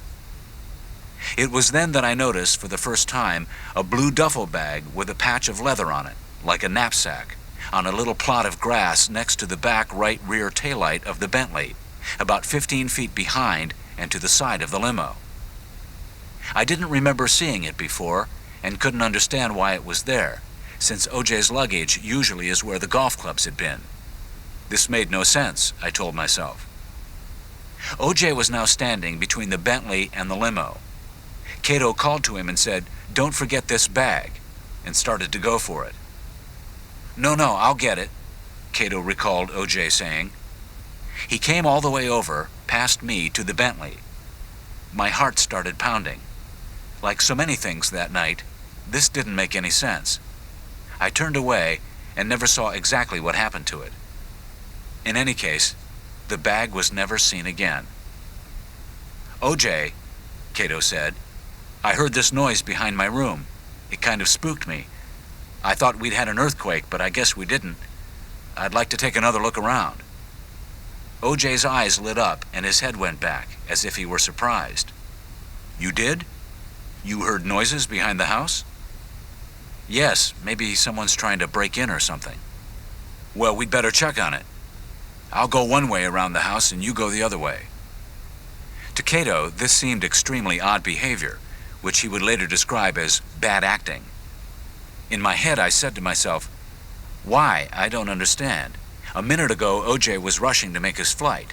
Now suddenly he wants to search the premises." I suggested we'd need a better flashlight. I asked the limo driver if he had one. He looked in the glove compartment and said no, he didn't. I asked OJ if there was one in the house. "I think so. Let me check." Kato followed OJ inside the house, to the kitchen. Later on, Kato would say that he knew OJ wasn't going to get a flashlight by his reactions. He suddenly looked up at the wall clock and said, "Whoa, is that the time? I've got to go." Kato also looked at the clock. It was 11:15. As they both left through the front door, OJ suddenly turned to Kato and said, "Okay, put the alarm on." Kato said he didn't know the code and wondered why OJ would ask him to, since they both knew Kato didn't know it. The only people who did were Arnell, who had gone out for the evening, and Gigi, the maid, to whom OJ had given the night off. "Okay," OJ said, "I'll do it." "Hurry up," Kato said. "You don't want to miss your flight." They said goodbye, and OJ slid into the back of the limo. He put his arms behind his head, leaned back, and let out a slow, steady blast of air from between his lips. Kato asked the driver if he was going to make it. "I'll make it," he said. Kato shut OJ's door, went to the side of the gate, pushed the button, and let them out. As the limo passed him, he gave OJ a thumbs-up sign, unsure if he could see it through the car's heavily tinted windows. After Kato watched the car disappear down the road, he started back for his guest house. But when he passed OJ's front door, he noticed the alarm hadn't been set. Kato was concerned about that. He feared, quite logically, that if there had been someone behind the house, in the pathway, that person might have been able to slip inside the house while the limo was pulling out of the gate, or that OJ would be angry at him if someone did break in. Kato went to his place and decided to call Rachel back. He got her on the phone and said again how weird this night continued to be. 15 minutes into their conversation, the call waiting beep went off. Kato hit the button, and the next voice he heard was OJ's. He wasn't sure where he was calling from and didn't ask. "Kato, it's OJ. I forgot to set the alarm. Let me give you the codes." OJ gave him the numbers and explained how to punch them in. Kato was a bit freaked, as he put it, to have to go back outside, but he agreed to do it. He hung up, told Rachel he'd call her back, and stepped out his front door, up 3 steps to the pathway, and walked the 15 feet to OJ's front door to activate the alarm. When he finished, Kato ran back to his room, closed the door, and turned the lock. With Gigi gone, it was the first time he'd ever been completely alone in the house. Now, Kato wondered, how could OJ forget to set the alarm? And perhaps more importantly, why? When the call waiting call came in, after 20 minutes elapsed, I wondered why OJ suddenly remembered in the limo. If it was important enough to call me back about the alarm, why didn't he do it in the first place? I thought about if he hadn't set the alarm, someone could have come in and left. Kato then called Rachel back one more time, talked to her until about 1:30. She could tell he was agitated, and once more urged him to come over to spend the night. The offer sounded even better this time, except that now Kato was afraid to open his door for any reason. He hung up, stretched out on his bed, and began to read the Sunday calendar section of the Los Angeles Times. After a while, he heard the clacking of high heels on the walkway and figured it was Arnell. Hoped it was Arnell. He read for a few more minutes, turned his lights off, and tried to sleep. He didn't get much, if any. He kept tossing and turning all night, unable to get the strange events of the evening out of his mind. 3 questions related to this series of events demand, if not immediate answers, then merit additional investigation. The first is, if you are O.J. Simpson and your house guest informs you he heard noises behind the house and suspects it might be a prowler, your daughter lives on the premises, and you're leaving to travel 2,000 miles away, why don't you simply call the police? Apparently no one, O.J., Kato, nor even the limo driver, ever thought this the most logical, safest thing to do. The second is, under these circumstances, how could anyone possibly forget to turn on the security system? I have one in my own home, and it is as second nature to me as turning out the lights when I leave.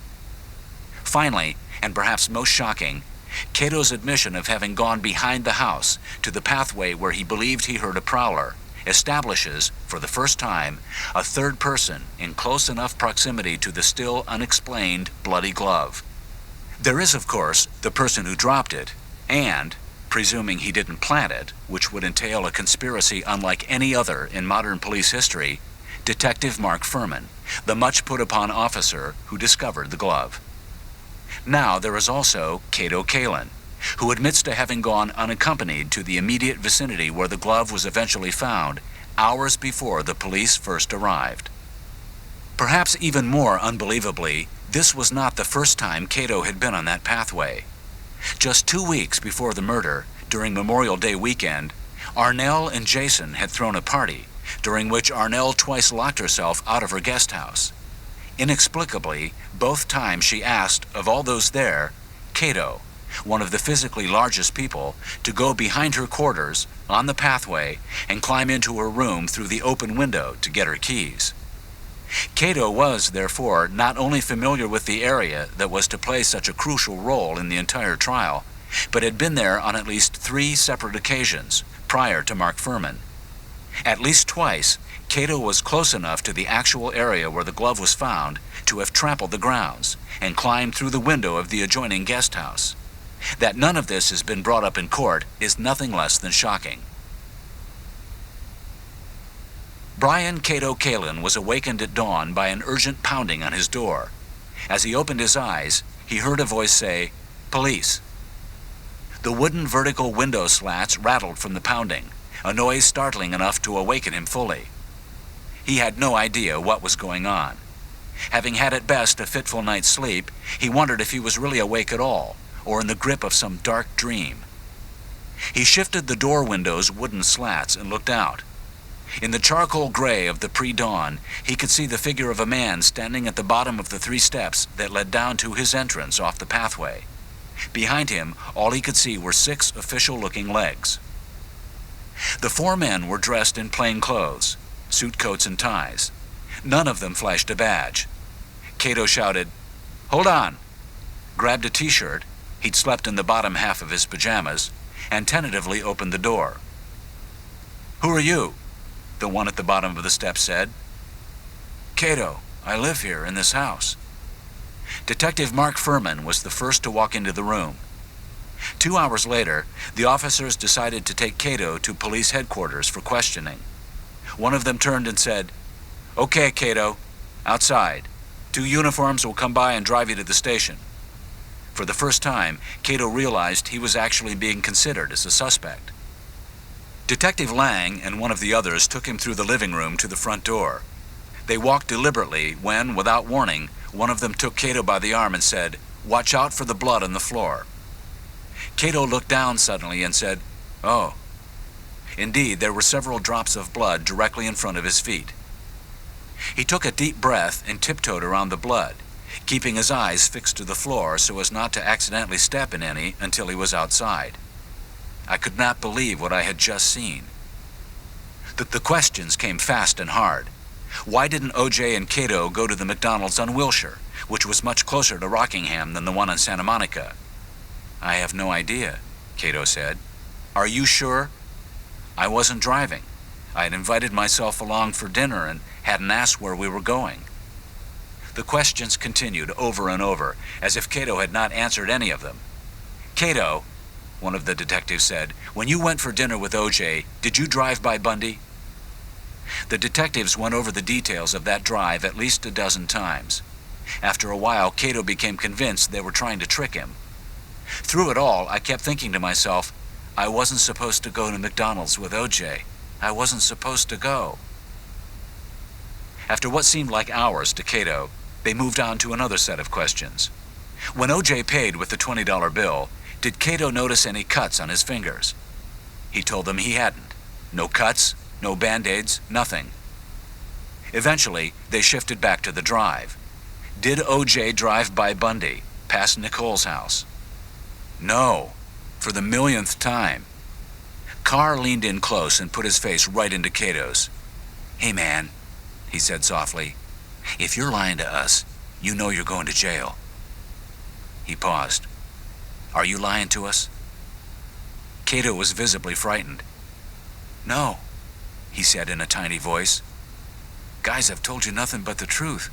I haven't got anything to hide. I'm telling you everything I know. This continued until 3 o'clock. Kato had now been unofficially locked up for 8 hours. He was near tears, but it didn't seem to matter to the detectives. They kept coming at him with the same questions over and over. Kato began to beg to be left alone, and at one point asked if he could go home. To his utter surprise, they said fine, he was free. They even volunteered to drop him off.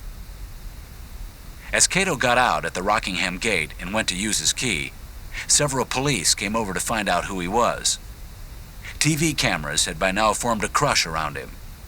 The 11 o'clock news would lead with this footage and ask the question, who is the mystery man behind the gates of the O.J. estate? Inside, the house was packed, mostly with O.J.'s relatives.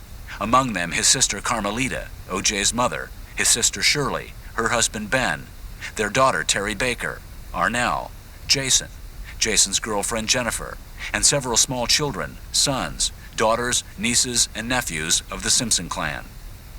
Howard Weitzman, the criminal attorney O.J. had first retained, was there, as was Leroy Skip Taft, O.J.'s business lawyer.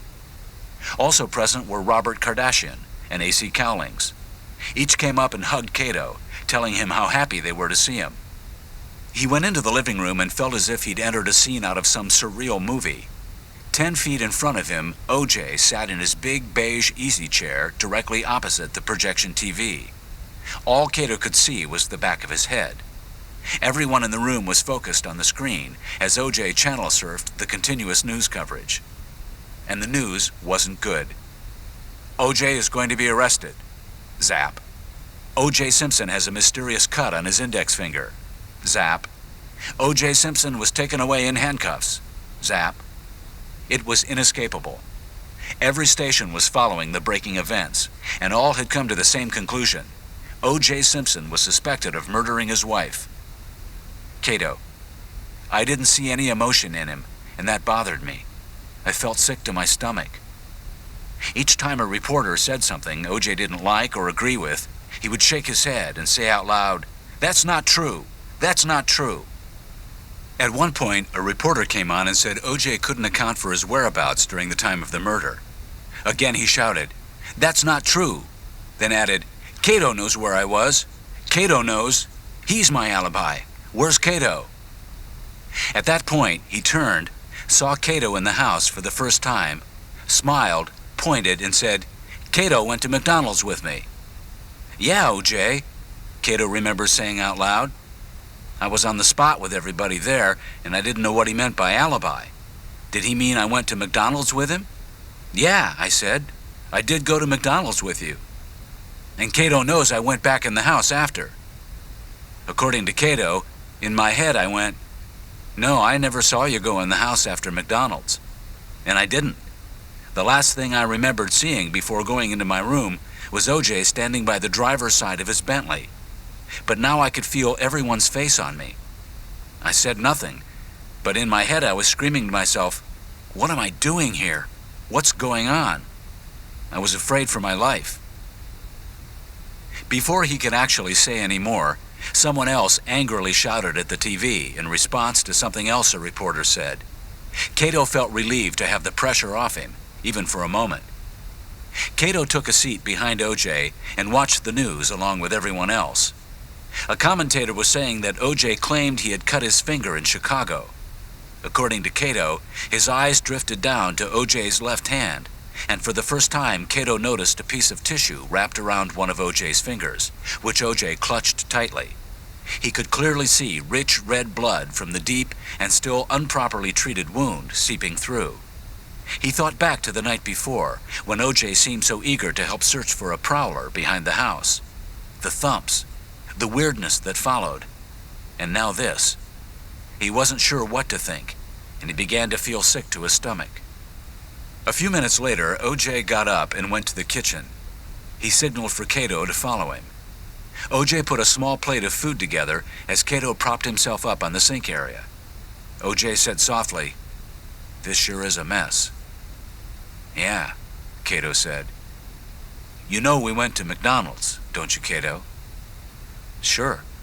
The police questioned me about that, and I told them we went to McDonald's. They asked me if we drove past Nicole's house on Bundy, and I said no. And when we came back, I went into the house."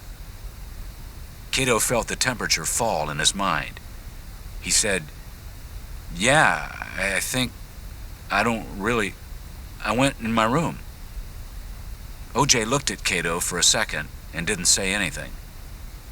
"I didn't feel any sense of remorse, on OJ's part, over what had happened to Nicole," Kato recalled. After what seemed like an eternity, OJ left the room and returned to his chair to watch more news.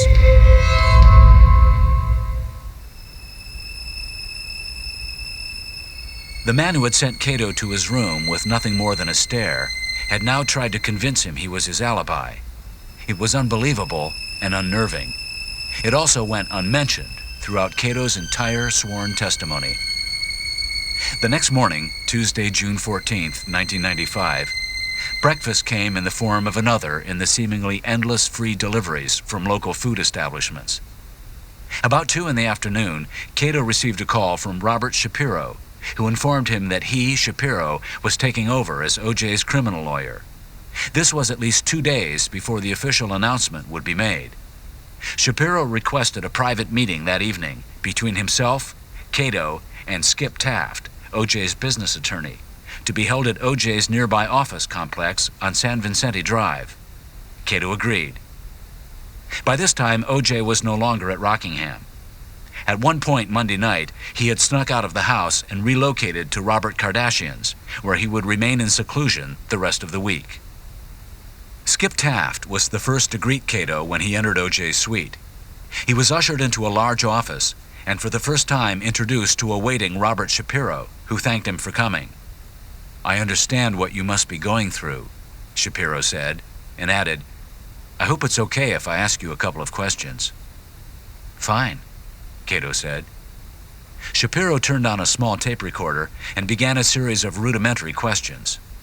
Who was he? Where was he born? Where did he live? What did he do for a living? No problem there. The next series focused on Kato's relationship with Nicole. How did he meet her?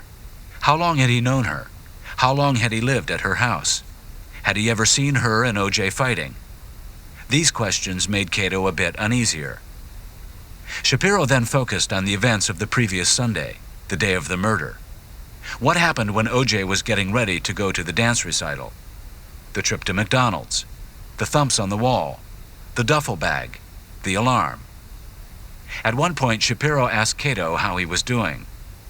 Kato said fine, and said again that he would be totally honest about everything. "That's all we want you to do, Kato. Just tell the truth." When the interview concluded, Shapiro turned off the tape recorder. Kato asked him to tell O.J. that he loved him, missed him, and was praying for him. Shapiro then silently stared at Kato for a long time before speaking. When he did, his words were pointed. "Do you think he did it, Kato?" Kato returned the stare. After a pause, he said, "God, I hope not." Later on, when I asked Kato if he thought Shapiro had formed an opinion, he said yes. It was Kato's feeling that on Tuesday night, June 14th, Robert Shapiro thought O.J. Simpson was guilty. Kato, like Nicole, had been born and raised Catholic and had attended many wakes. This one, however, was different. He remembered the times he and Nicole had gone to church together, something they both loved to do early Sunday mornings. There were several familiar faces in the growing crowd. There was Robert Kardashian, Nicole's sisters, Denise, Dominique, and Tanya, her stepbrother, Maria, Nicole's housekeeper at Gretna Green, the first house she'd lived in after the divorce, and Maria's husband, Rolf Bauer. Faye Resnick says she didn't attend the viewing because she was too upset. Cora Fishman says Resnick didn't make the viewing because she was having her hair done for the funeral. At one point, Rolf came up to Kato and said quietly that he was going to murder the bastard that did this. Dominique, in tears, came over to Kato. She wanted to warn him that Nicole, whose body was on view in the chapel, didn't look anything like her real self. "Kato," she said, "it's not her in there. Don't be shocked by what you see." Kato braced himself and went in. He walked over to the pew beside the silk-lined, whitewashed pine casket and knelt. He steeled himself for the worst as he looked at Nicole, and was surprised to see how genuinely beautiful she seemed in death. She was dressed in a black blouse that completely covered her neck all the way up to her chin. Her hair was fluffed and her face meticulously made up. A large silver cross lay atop her chest. Kato hung his head and prayed for her soul. When he finished, he left the room and stood in the hallway by himself. Several people approached to ask how he was doing. He decided he preferred the solitude of the chapel, returned to take one last look at Nicole, and say goodbye. There was a small settee at one end of the room where O.J. was sitting. Kato hadn't noticed him the first time. O.J.'s face was covered by his large hands. As if on cue, he began to wail, "I no longer have a wife. I'm left without a wife. There's no more Nicole. I don't have Nicole anymore." Kato: "For me, I thought it was possible he was crying crocodile tears. The impact of sadness on his part just wasn't there." Kato decided he couldn't stay in there anymore. As he got up to leave, Cora Fishman, one of Nicole's neighbors and closest friends, came in. Of all Nicole's friends, she was the most obviously devastated by what had happened. Now she became hysterical. When she saw Kato, she cried at the top of her lungs, "Kato! Nicole! She's gone! How could this happen?" Cora went up, threw her arms around Kato, hugged and held him tight. When she finally let go, she turned and saw O.J. She went to him and began to pound his chest. "What? What happened? What about the kids?" O.J. cried, "I loved her too much." "Why did you do this? How could you? Why did you do this?" she said as she started pounding his chest. "I'm sorry," O.J. said. "I'm sorry." Kato backed out of the room to the hallway, telling himself none of this could possibly be real. He stood alone until Maria and Rolf came to comfort him and take him out of there. As he left the chapel, he saw Robert Shapiro once again, conferring with Mr. Brown. Friday the 17th, the phone started ringing at 6 in the morning. Detectives Tippin and Carr were calling to say they were coming by to take him in for a little more questioning, and that he, Kato, should be ready to go by 8. Kato immediately called Alan Merez. "Alan," I said, "those 2 detectives want to talk to me again. Do you think you could represent me?" Alan had been a lawyer before he got into the film business. I'm not a criminal lawyer, which is what you need. I'll see if I can get you one. Kato was taken downtown to Parker Center and introduced to David Kahn, a Los Angeles DA, and Deputy District Attorney Marcia Clark. Clark, dressed in a blue business suit, seemed to Kato quite friendly.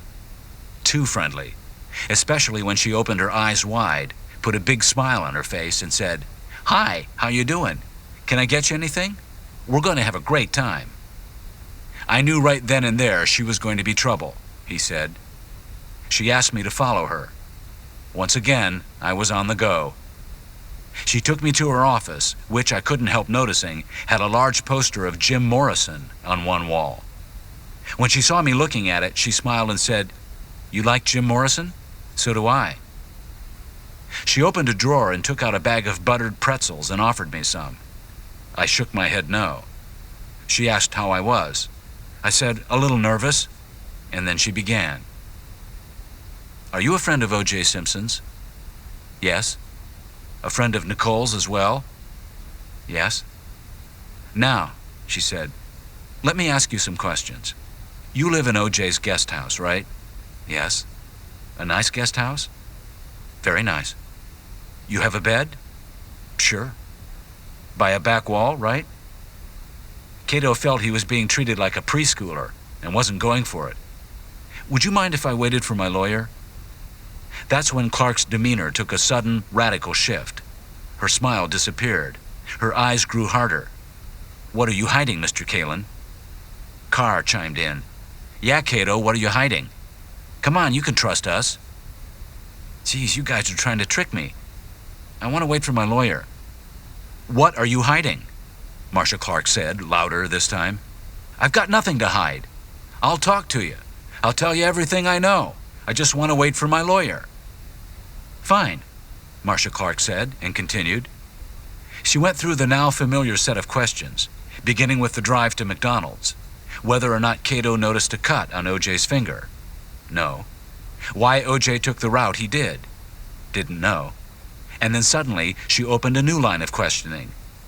"Now, near your room, is there a pool?" "Yes." "A jacuzzi too?" "Yes." "How often do you swim there?" "Not often, once in a while." "Are there rocks around it?" "Yes." "A dirt garden?" "Can we please wait for my lawyer?" "What are you hiding?" "Nothing. You're trying to confuse me." "You have to take 3 steps down to your room." "Yes." "There's a screen door?" "Yes." "What is next to your room?" "Arnell's room." No, isn't there a pool room?" "Oh, yes." "How big is it? Can you get into it from your room?" "No." "It's separate, right?" "Yes." "Is there a way to get behind it?" "No." "Are there things in it like gloves, things like that?" "I don't know." "Would there be a wooden stick in there?" "Where?" "The pool room." "I'd like to wait for my lawyer." "What are you hiding?" "Yeah, Kato, what are you hiding?" Endless questions. "Mr. Kaelin," Marcia Clark finally said, leaning in and smiling, "are you having fun yet?" He looked at her and said, "Hey, is there a 2-drink minimum?"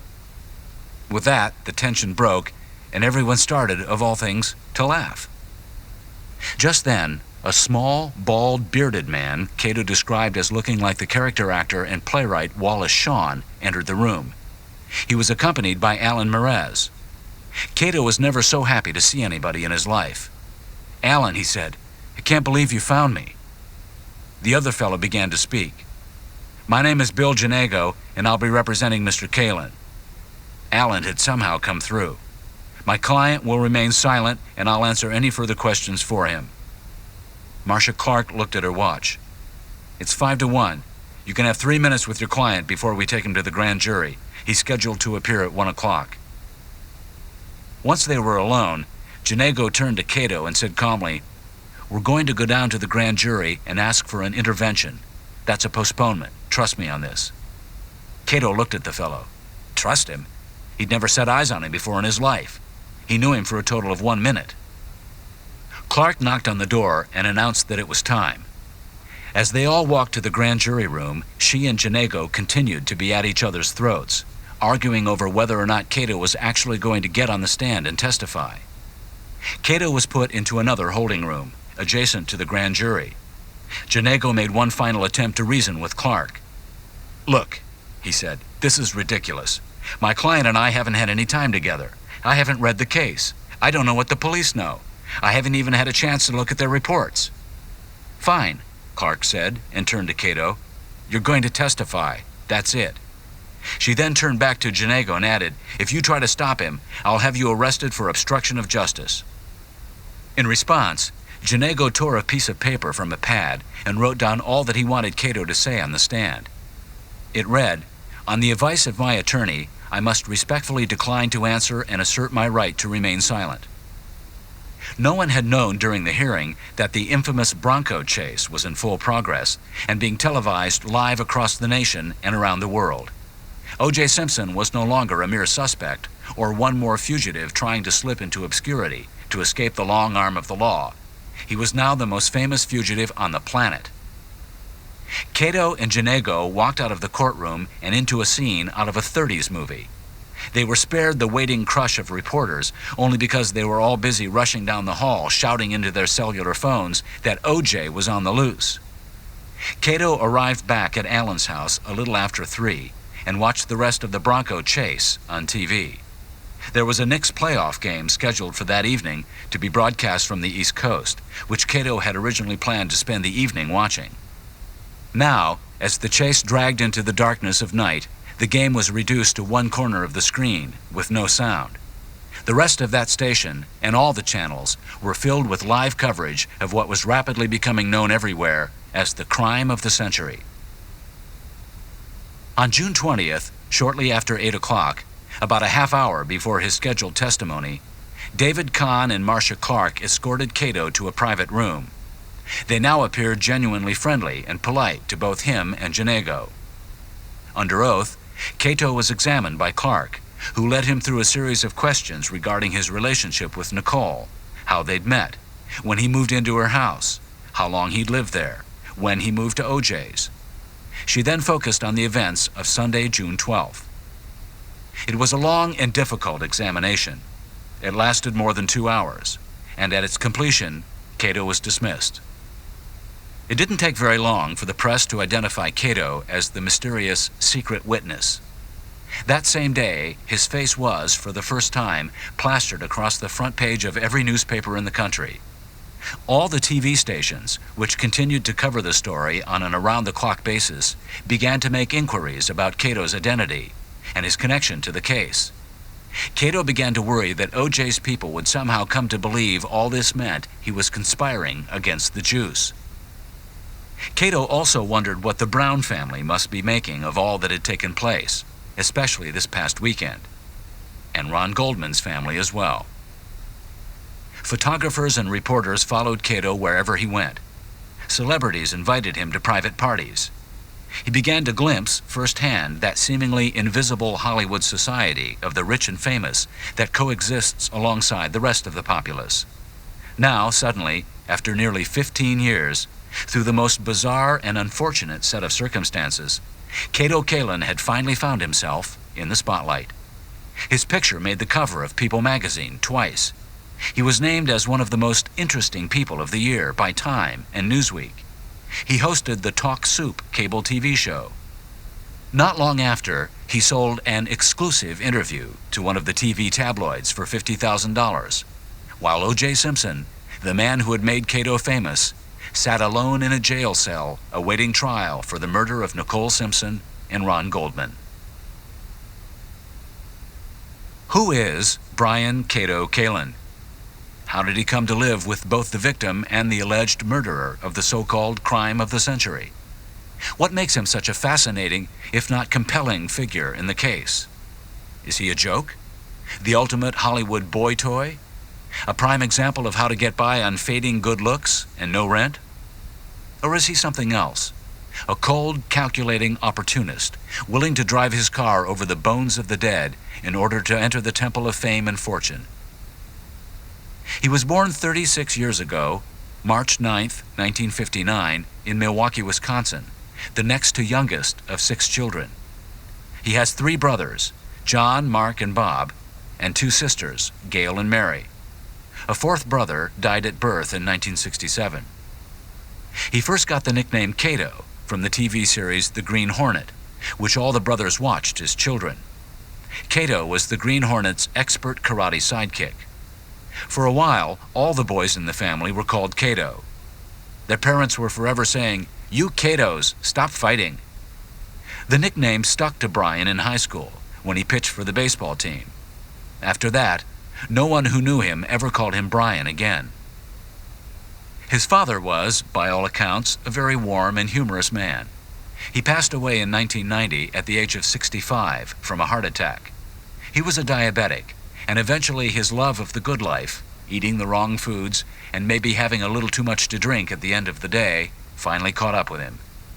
By Kato's account, his was a typically happy, middle-class family. Money never seemed to be a problem.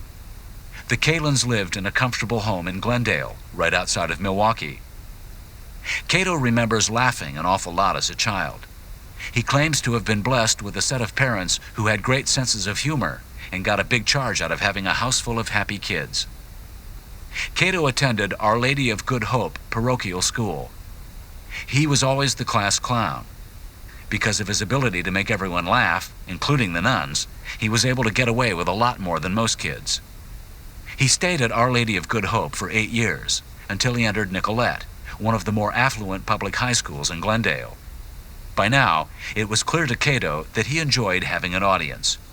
He sometimes wondered why he had to stay in school at all, when all he really wanted to do was to entertain people, an ability he seemed to possess from an early age. Kato developed into a fairly good athlete, and in his freshman year made the baseball varsity team. This was a big deal at Nicolette, one of the very few times a Frosh had done so. He was also good enough to earn the quarterback position on the freshman football team before going on to JV. He started for the varsity team in his senior year and still holds the school's passing percentage record. After graduating, Kato enrolled in the University of Wisconsin-Eau Claire. He attended classes for 2 years, during which time he became increasingly involved in the communications department. In 1979, during the spring break of his sophomore year, he decided to move to California. Tim Ryder, a school buddy, told Kato he and his parents were flying to Redlands, California, and knowing Kato was anxious to see the West Coast, he invited him to go along. Kato fell in love with California the moment he touched down. Redlands is about 80 miles southeast of Los Angeles. Kato took one look at its gorgeous mountains and knew this was where he wanted to be. He suggested to Tim that at their first opportunity they relocate permanently, and he agreed. They returned to Wisconsin for the rest of the school year, then drove back to Redlands. It was the summer of 1979 then when Kato made his first real pilgrimage west, with $900 in cash to his name. On his own, Kato started driving to Los Angeles every weekend, looking to break into the comedy club circuit. Places like the Comedy Store and the Improv had an open mic policy on Sunday nights where anyone could get up and try a few minutes of comedy. It was during this period that Kato met a beautiful 23-year-old California girl, an aspiring model by the name of Cindy Coulter. Kato and Cindy fell in love and decided to get married. She was the first woman Kato actually made love to. They found a small apartment right behind the Walt Disney Studios, and Kato began taking acting lessons while Cindy took a job as a cocktail waitress. It didn't take long for this lifestyle to create an impossible situation. As Kato remembers, in spite of all our tender pledges to each other and the birth of our beautiful little girl, Tiffany, we grew apart. We decided to split up after 2 years, and for the sake of our child, swore we would remain friends forever, which we have. So far. Still, I took the breakup really hard. Kato worked as a waiter for the next couple of years and whenever possible looked for acting work. In 1987, Kato landed the lead in a low-budget comedy feature called Beach Fever. It went directly to cable and video. Kato became friendly with the film's director, Alexander Tabrizi, one of those Hollywood personalities who always has a deal brewing and is always promising someone a role in his next big feature. Kato followed up Beach Fever with a couple more parts in low-budget features, including a little horror film called Lycanthrope, a title that was changed to Night Shadow for video. Late in 1991, the twisting slowness of Kato's fate began to gain speed when Tabrizi called him to say he was producing a new film called Little Red Corvette, and while there wasn't a part in it for him, he wanted to know if he'd be interested in helping cast it. Tabrizi arranged for Kato to team up with another actor, a fellow by the name of Grant Kramer, who had recently completed a stint on the soap opera The Young and the Restless. Grant and Kato met, hit it off, and together started reading actors and actresses for Tabrizi's film, which never got made. One evening over dinner, Kato and Grant decided that the casting business might be an easy and fun way to make some money for themselves. In June of 1992, they formed an extras company, the Performing Artists Group. The casting business lasted for a while, until both Kato and Grant realized they were never going to make a decent living from it. Plus, Kato wanted to get more involved in producing. He had by now met and begun working for Alan Merez and his sister Diane's film production company, DEM Productions. In 1992, Kato and Grant dissolved their partnership and gave their client roster to another casting company, in return for which they were to receive a percentage of whatever business they generated. Looking back, the Performing Artists Group provided Kato with a lot of good times, if not a whole lot of money. Unfortunately, an all-too-typical Hollywood story. However, it provided something that would prove much more valuable, for it established his relationship with Grant Kramer, and it was through Grant that Kato first met Nicole Simpson. It happened in 1992, during Christmas week, a traditionally slow time in the film business. Grant suggested they go to Aspen for the holidays. They left Los Angeles Christmas morning and drove straight through to Aspen. No sooner did they unload their things than they hit the slopes. Grant was a terrific skier, Kato a novice. Fortunately for him, they weren't there primarily to ski. The real action at Aspen happens at the numerous nighttime parties. Every evening we were invited to or crashed a different one, Kato said. On December 30th, they invited themselves to a celebrity bash at the Ritz-Carlton. It was a very exclusive affair, filled with the upper echelon of Aspen players, movie stars, producers, directors, the Donald Trumps, and other regular members of the rich and famous cast. Grant and I decided to sneak in through the kitchen. We got dressed in our best clothes and simply rode up with the waiters in the service elevator. Nothing to it, really. Once in the main room, they fanned out and began to mingle. We were into talking to as many great-looking women as possible, Kato said. At one point, Grant saw someone he thought he knew. It was Nicole Simpson. Grant had been introduced to her at a party at O.J. Simpson's house a while back. As soon as he saw her, he went for it. He told Kato he had always wanted to do her. He tapped Kato on the shoulder and said, "Come on." They went over, said hello. Grant introduced Kato to Nicole. It was obvious that although Grant thought he knew her, neither she nor the friend she was with, Faye Resnick, remembered ever having met him before. It didn't matter, though, for within minutes they were all laughing together as if they were old friends. They all spent the next day together skiing, and then hung out at a place called Shlomo's. There, someone snapped a photo of Kato hugging Nicole, which would appear in Star magazine after she was murdered. It was this photo that would feed the rumors that Nicole and Kato had been lovers. The truth is, although she would confess later to having other ideas, Kato and Nicole were never romantically involved. On January 2nd, 1993, Kato and Grant drove back to Los Angeles. Nicole and Faye thought about accompanying them, but at the last minute decided not to. Back in L.A., Grant continued seeing Nicole. A couple of weeks later, she invited him and Kato to an engagement party she was throwing for her friend and briefly lover, Keith Slomsowicz, at the rented house she had just moved into on Gretna Green Way. Keith was the maitre d' at the Mezzaluna restaurant in Beverly Hills, a favorite hangout of Nicole's. At this time, Keith and Nicole were not romantically involved. Nicole's attention was entirely focused on Grant. "One thing I remember," Kato recounted, "was that people kept on going upstairs during the party. I asked someone what was going on and was told that that was where everyone was doing coke. I do remember Nicole repeatedly going up and down the stairs. However, I never went up there. I didn't actually see anybody take anything harder than a drink. Nicole seemed to love the fact that she was finally really on her own and had spent lavishly on this first big party. She was totally in charge. There was lots to drink, great food, champagne, expensive caviar, all the good things. A lot of the friends she'd made while married to O.J. showed up, including Marcus Allen and A.C. Cowlings. After showing Kato the downstairs, she took him out back where the pool was and the guest house. "God, Nicole," he said, "who lives here?" "No one," she said. "I'm all the way down in Hermosa. Boy, I'd love to move up to this part of town." "Fine, you can have it," she said.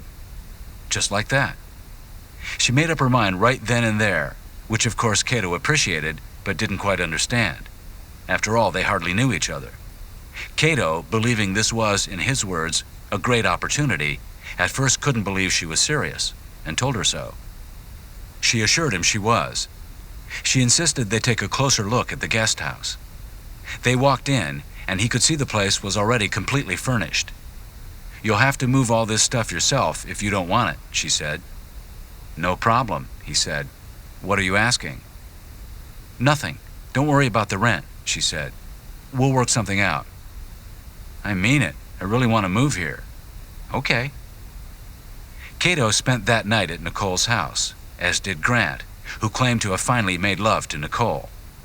Kato slept downstairs in the maid's bedroom. The next morning, he was awakened by the sound of his name being shouted. Grant was calling him from her room. He grabbed a cup of coffee and went upstairs. Nicole was nowhere in sight, but Grant was standing on the balcony, stark naked, looking very proud of his achievement. Months later, this scene would reverberate uneasily in the recesses of Kato's memory, when Nicole first told him that Grant was probably videotaped that morning by one of O.J.'s spies. The next day, Kato began to move his things into Nicole Simpson's guest house. By the second week of January 1993, Kato had finished moving into Nicole's guest house. It had taken numerous trips to move his things up from Hermosa Beach, as all he had to transport them was his small sports car. Still, he owned little besides his clothes, a few pieces of basic furniture, and a TV. From that very first day, Kato loved being at Gretna Green. The guest house was perfect for him, a large, loft-like space, complete with its own bathroom. It had no kitchen. However, Nicole had given him a key to the main house and said that any time he wanted to use it, including the kitchen, he should feel free. The guest house was completely separate from the main residence. The entrance led to a pathway on the other side of the pool down to the front gate. That meant that he could come and go without disturbing anyone in the main house. As it happened, Kato saw Nicole almost every day, and quickly came to enjoy the sweet, easy feeling that emanated from her house. She seemed completely at ease with having him there. From his guest quarters, Kato could plainly see the back entrance of the main house. On the second floor, Nicole's bedroom had a balcony that overlooked the pool and faced the hills. She used to stand on it and lean over the railing, holding a lit cigarette, her blonde hair glistening in the brilliant sunlight. Eventually, Grant and Nicole broke up, painfully for Nicole. In a way, Nicole's breakup with Grant actually brought Kato and her closer together. By talking through her situation with him, she realized he was someone to whom she could reveal her innermost feelings without fear of recrimination. Kato was certainly no rocket scientist, no substitute for any kind of legitimate therapy, and in all fairness, he never pretended to be. However, for the year Kato lived with her, he became the one male in her life she felt she could be totally honest with. She felt she could tell him anything, no matter how personal or private. She trusted Kato never to use anything she told him in confidence against her. She believed that he wouldn't, for example, listen to her all night and then run to Grant the next morning to tell him everything she said. As a result, the bond of friendship between them grew stronger. There's a saying that goes, "Idle time is the devil's handiwork," Kato said.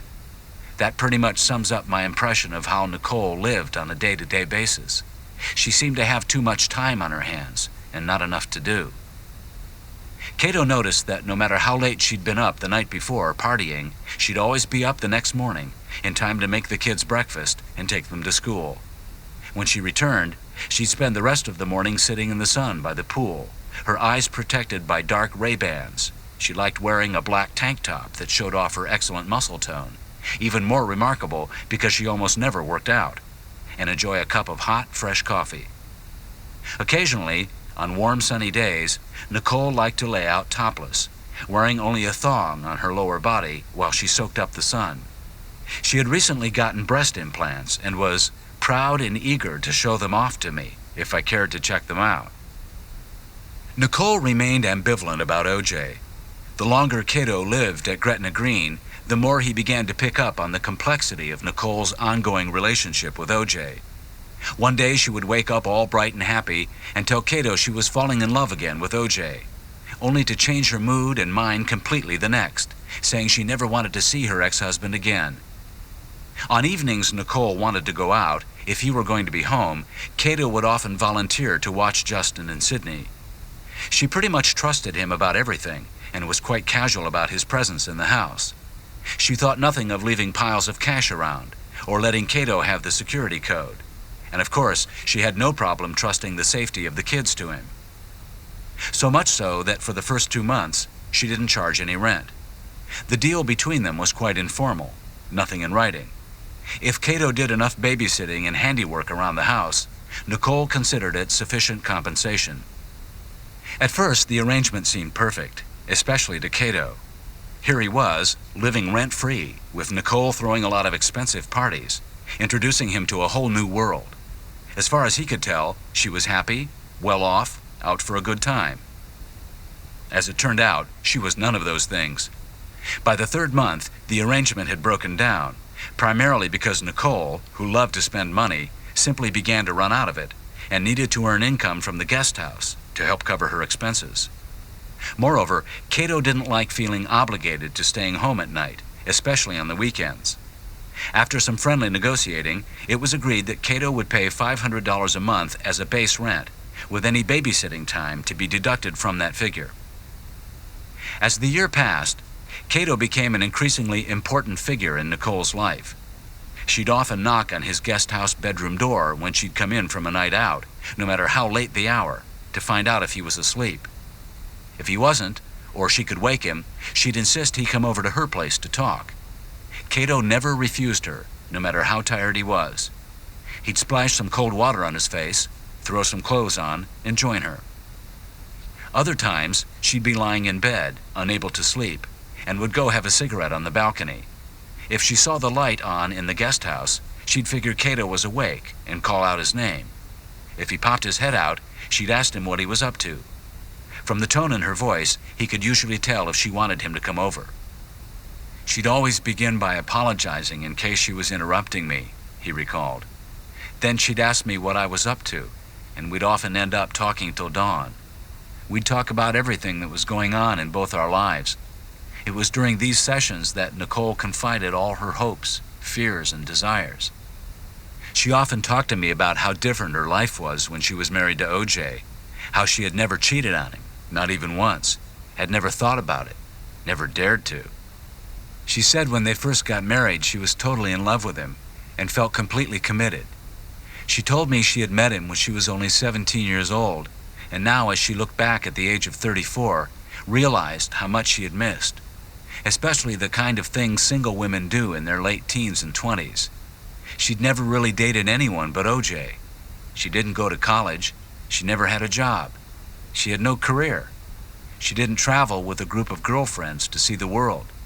She went from being a teenager to O.J.'s woman, first as his girlfriend, then as his live-in lover, and finally his wife. After they divorced, she said, she felt as if she had a lot of lost time to make up for. She told Kato how only recently she had come to feel she was finally ready to accept the fact that she could be sexually attracted to other men besides O.J., especially young ones. There were times when the conversation was filled with fear. On many nights, Nicole told Kato that O.J. had people spying on her, that her life was in danger. "Come on, Nicole, you can't be serious," Kato would reply. She'd insist, however, that she wasn't making it up, that it was all true. She even suspected that O.J. was spying on her while she had sex with other men, that he was having her sessions videotaped. He told me he videotaped me making love in my bedroom with someone one time, she told Kato.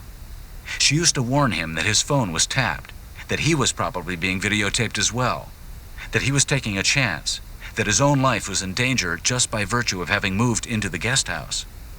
One night, she turned to him matter-of-factly and stated in a flat voice that she was sure O.J. is going to kill me one day.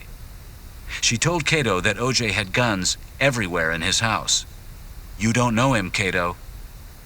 He thought she was exaggerating and being overly dramatic to impress him with how obsessed O.J. still was with her.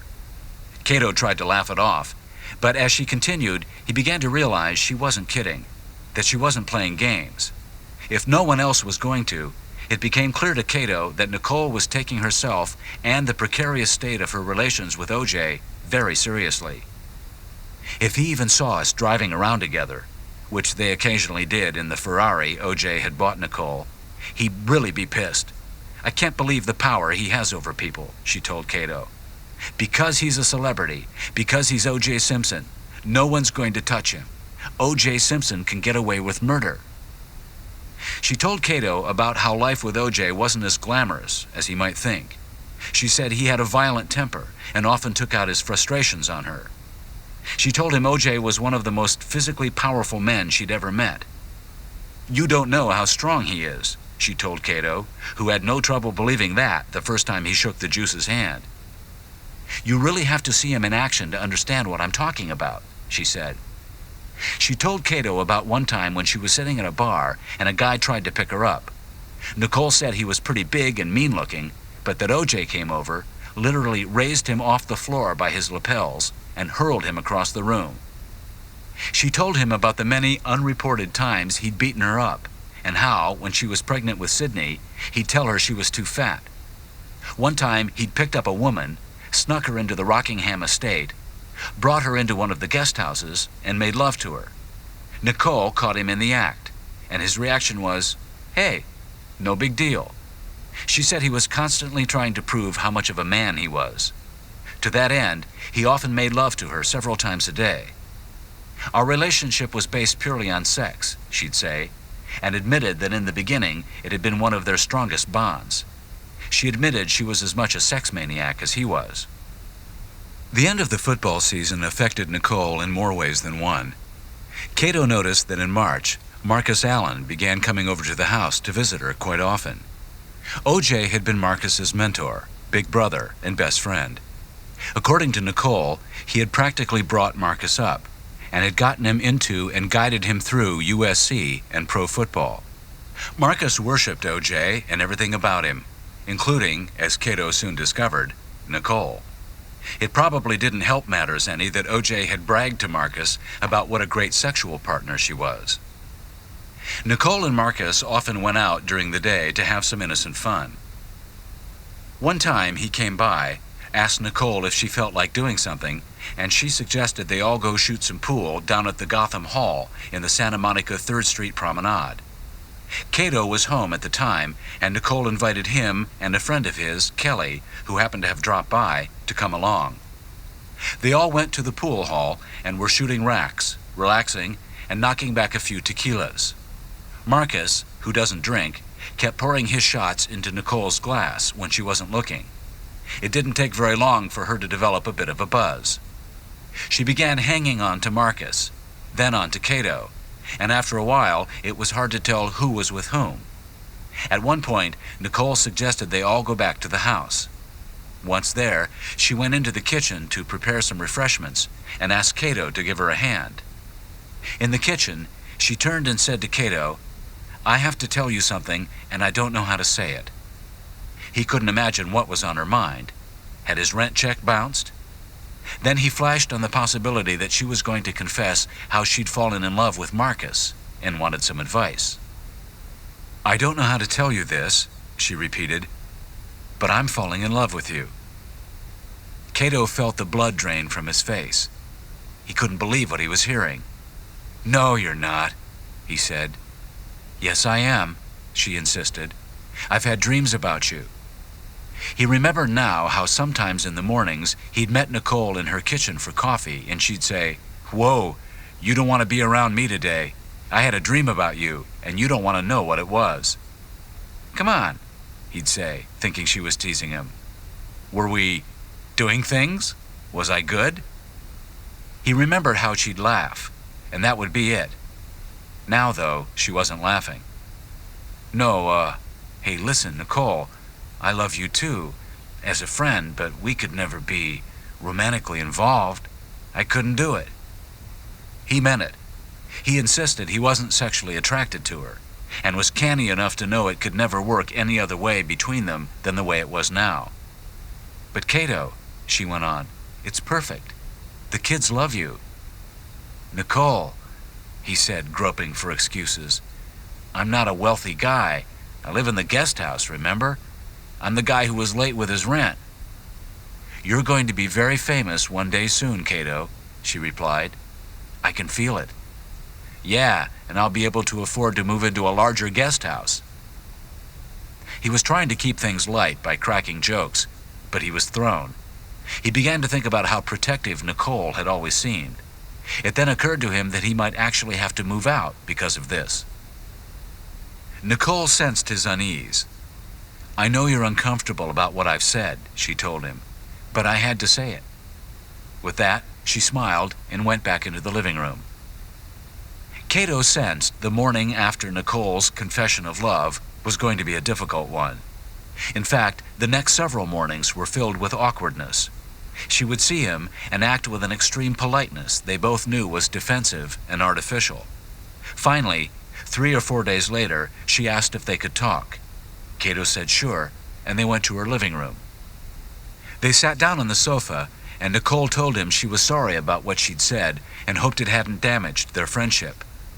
"I can get over it," she assured Kato.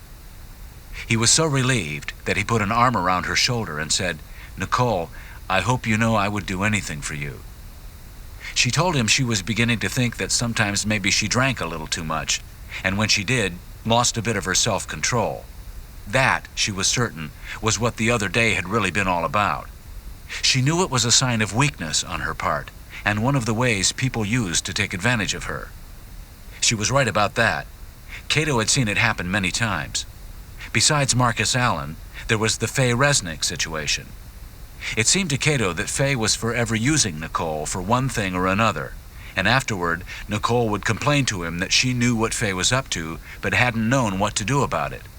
For instance, Faye was forever selling things out of her apartment: purses, ties, jewelry. One part of her condo was set up like a boutique in a department store. She was always asking Nicole to buy things from her and to bring her rich friends along to see what was available. And, Nicole was certain, Faye had eyes for Kato. One time Nicole told him this, adding that she considered him a really good friend and hoped he wouldn't do anything with Faye. Kato assured her he had no interest in the woman. "Fine," Nicole said, "as long as you don't date Cece either." That brought a smile to both their faces and laid to rest any lingering tension from the afternoon of Nicole's confession.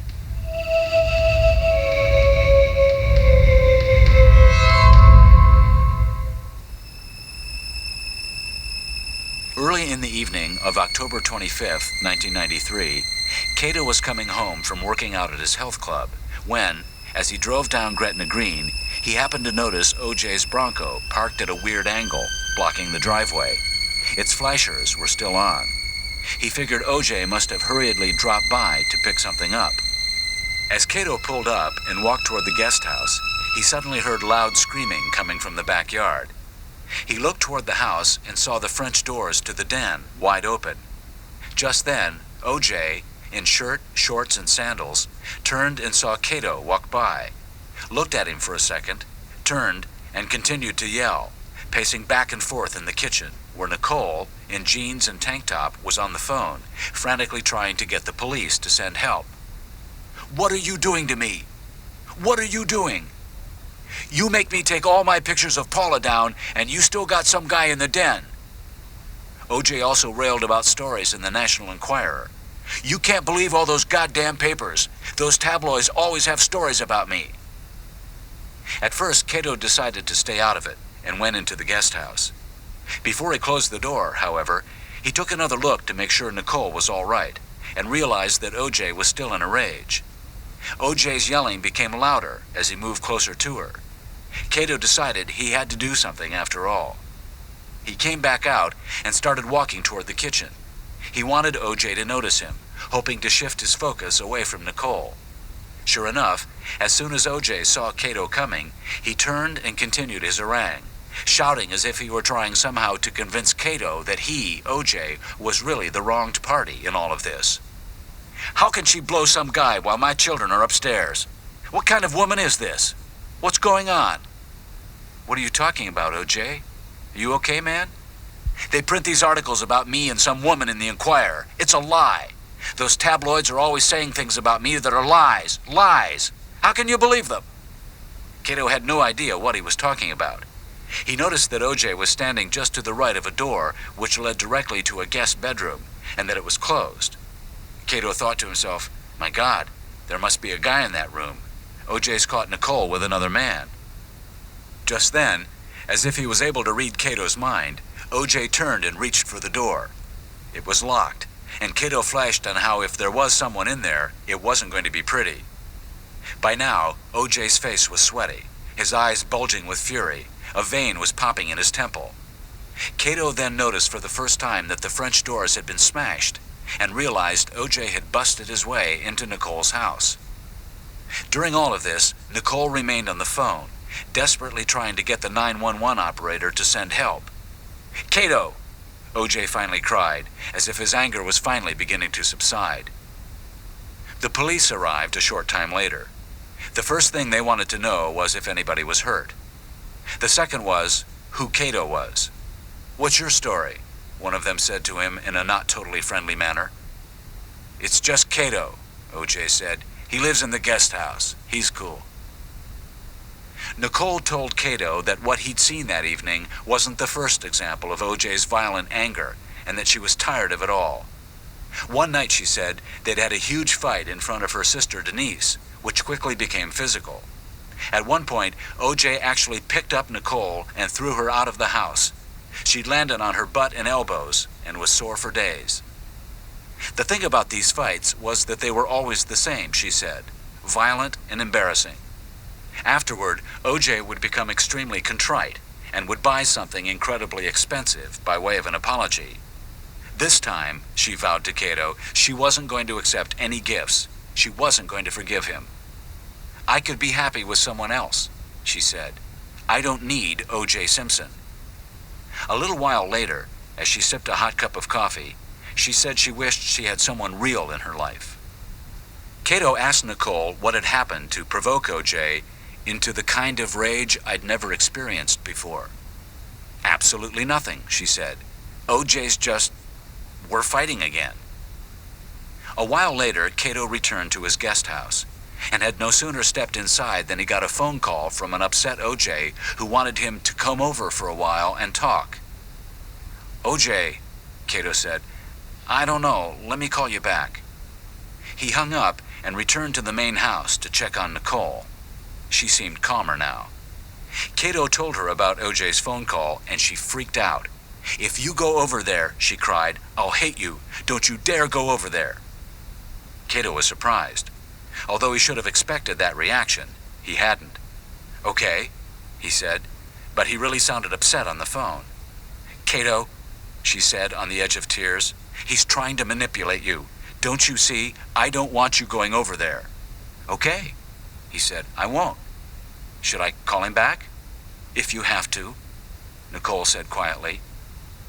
Kato returned to the guest house and found another message flashing on his phone machine. He hit the button and listened. It was O.J. Kato, call me if you're going to come by. I'm just here at home. He sounded more composed. Kato decided not to call. Looking back on the incident, Kato recalled, by the time I saw O.J. again, he and Nicole had made peace. The incident seemed completely forgotten by the both of them. At least, that's the way they acted, as if neither one wanted to admit it had ever taken place. Late in December, Nicole, whom Kato described as an easy touch, always giving money away, decided to cut her expenses by purchasing a small townhouse. She began actively searching for a house, and whenever possible, took Kato along.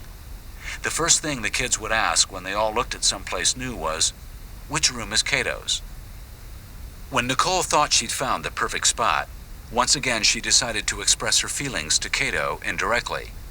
In a note, she wrote she thought she'd found the right place, and hoped he was planning on moving with her. She promised that even though the place had a great gym and pool and tennis court, he could pay the same rent, and she would only let him move when you find a wife. Oh no. She signed the note, "Love, me."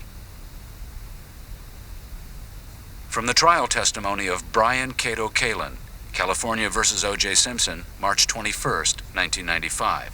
Direct examination. Marcia Clark: Did you ever move into the Bundy townhouse that Nicole purchased in January 1994 that you were going to? Brian Kato Kaelin: No. Marcia Clark: Why not? Brian Kato Kaelin: I was going to move in, and I moved in at OJ's. Why not? Why did you do that? Because OJ asked me to go to his house. I mean, it was part of the deal. I went there instead of moving in with Nicole.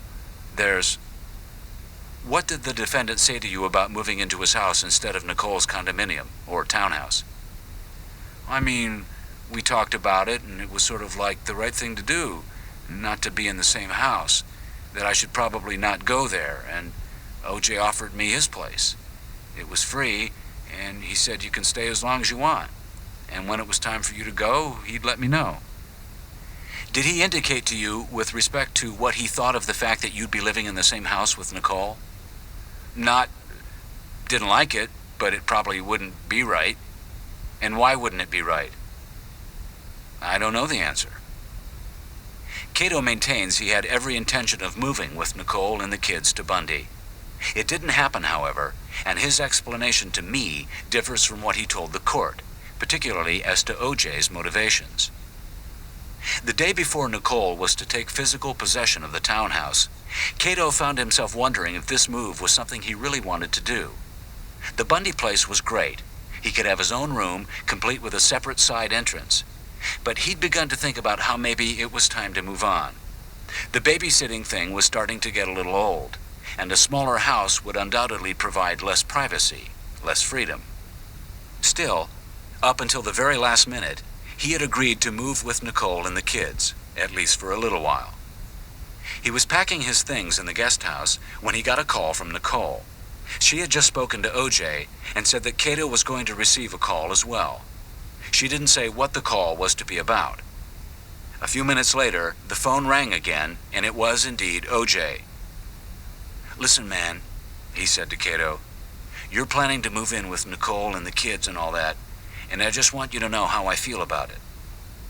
"Okay," Kato said. "It's up to you to do what you want, but I don't think it's right. As a man, Kato, I'm telling you, I don't feel good about it. I don't think it's right for you to be living under the same roof as Nicole and the kids." "I totally understand," Kato said, "and want to honor your request. The only problem is, I don't have anywhere else to go right now."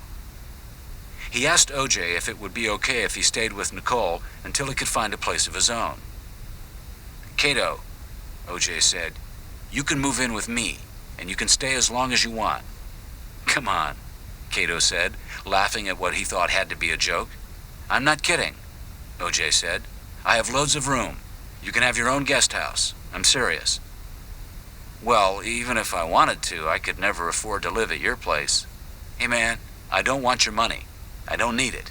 You can stay for free." Bingo. The legendary Juice. Rent-free estate. Total access to his pool, his jacuzzi, his world. A full card win.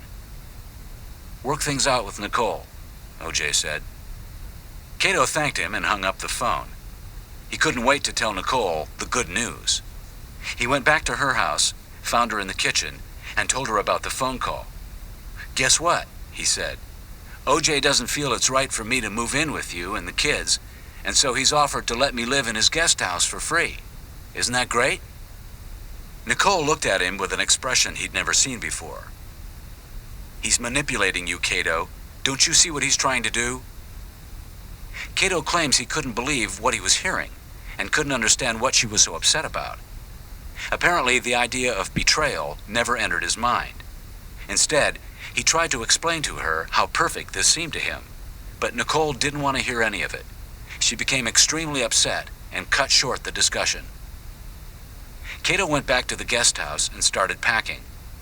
A few minutes later, Nicole came by to tell him she was sorry for blowing up, that she was okay with his moving in with OJ, and that she wasn't even angry with him for doing this to us. "Every time I make a friend, he takes them away from me." "Nicole," Kato said, "he's not taking me away. You don't know him. He's manipulating you. He's not just taking you out of my house, he's taking you out of my life." Brian Kato Kaelin moved into OJ's Rockingham estate on January 7th, the same day Nicole officially took possession of her new townhouse on Bundy. In the days and weeks that followed, it became increasingly clear to Kato that Nicole was in fact quite angry with him, perhaps even a bit vindictive, and making a statement by keeping her distance, emotionally as well as physically. To Nicole, the whole episode was just another example of OJ's need to control every aspect of her life.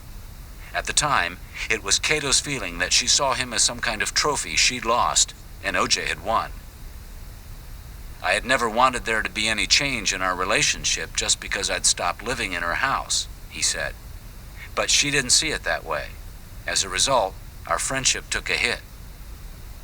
"Kato," OJ said, "you're going to be treated like King Farouk around here. You'll have food, the services of my maid Michelle, anything you want, all at your disposal."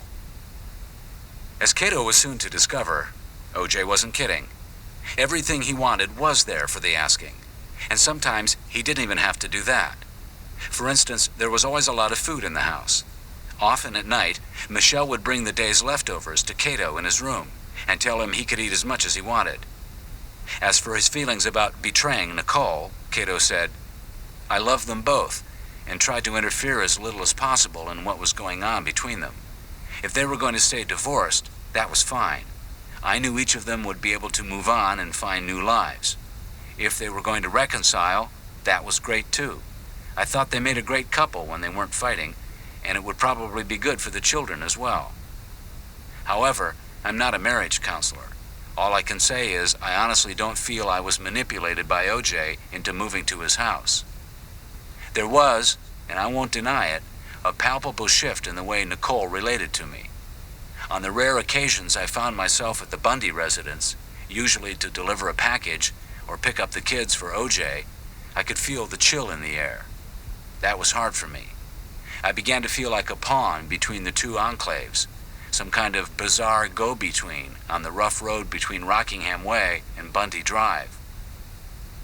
OJ was constantly on the go, and at first, most of the time he and Kato saw each other was either to wave hello or goodbye, as the juice seemed always to be just arriving from or about to leave on a trip. Kato kept busy as well, devoting more and more of his time to Alan and Diane Merez's film company, trying to learn as much about the business as he could. He had, in fact, advanced to the point where Diane felt she could hire him as her full-time assistant. One of the first things OJ and Kato actually did together, not very long after Kato moved in, was to watch a playoff game one Sunday that January between the Detroit Lions and the Green Bay Packers. Having grown up in Wisconsin, Kato is a lifelong Green Bay fan. Kato had originally planned to watch the game in his room and asked OJ if he minded Will coming over. OJ looked at him like he was crazy, frowned, then smiled and said, "What's the matter with you? Of course you can have a friend come by. You don't have to ask me that." In fact, the reason Kato felt he did have to ask had nothing really to do with OJ. Since the first day Kato had moved in, the football legend had gone out of his way to make him feel at home. It was OJ's maid, Michelle, who seemed determined to make Kato feel as unwelcome as possible. Whenever anybody came by to visit the new house guest, even if for only a little while, at some point Michelle would take Kato aside and whisper, "OJ's not going to like this." Kato recalled, "At times she reminded me more of a dictator than a housekeeper. I began to think of her as the absolute monarch of Rockingham." With every day that went by, Kato said, he felt more and more welcome in OJ's house. Juicage, as Kato called him, loved to sit around, have a beer, and talk about his glory days playing football for USC and Buffalo, and he, Kato, loved to listen. We were like a couple of college roomies. And like college roomies, OJ loved to joke around. He always seemed to be calling Kato over to share a funny line, or an observation that had made him laugh. Most of the time he'd say something, chuckle, and then Kato would say something, and OJ would double up. Kato soon discovered that when OJ was home for any length of time, his idea of spending a perfect afternoon was sitting in front of the big screen TV, channel surfing, and making jokes about what was on. He had the latest TV satellite system, so he could follow what was one of his true passions, televised sports. On Sundays, he'd have 3 sets up in the living room, the big screen and 2 smaller screens on either side, which allowed him to watch several games at the same time. The more Kato got to know OJ, the more he felt able to kid him about how white he was. OJ didn't drink. He didn't stay up late. He woke up at the crack of dawn. He didn't like to dance. He couldn't sing. He didn't listen to rap music. And he wasn't into drugs. Kato liked to kid OJ by telling him he was the whitest black man who'd ever lived. OJ got a kick out of jokes like that. A.C. Cowlings lived nearby and came over all the time. Whenever he'd see Kato, he'd say, "Hey man, how you doing?" Michelle would always be happy to see him, and the first thing she'd do was make him something to eat. After he'd leave, Michelle would tell Kato stories about how much A.C. owed OJ, how OJ had helped A.C. get off crack and back on the straight and narrow.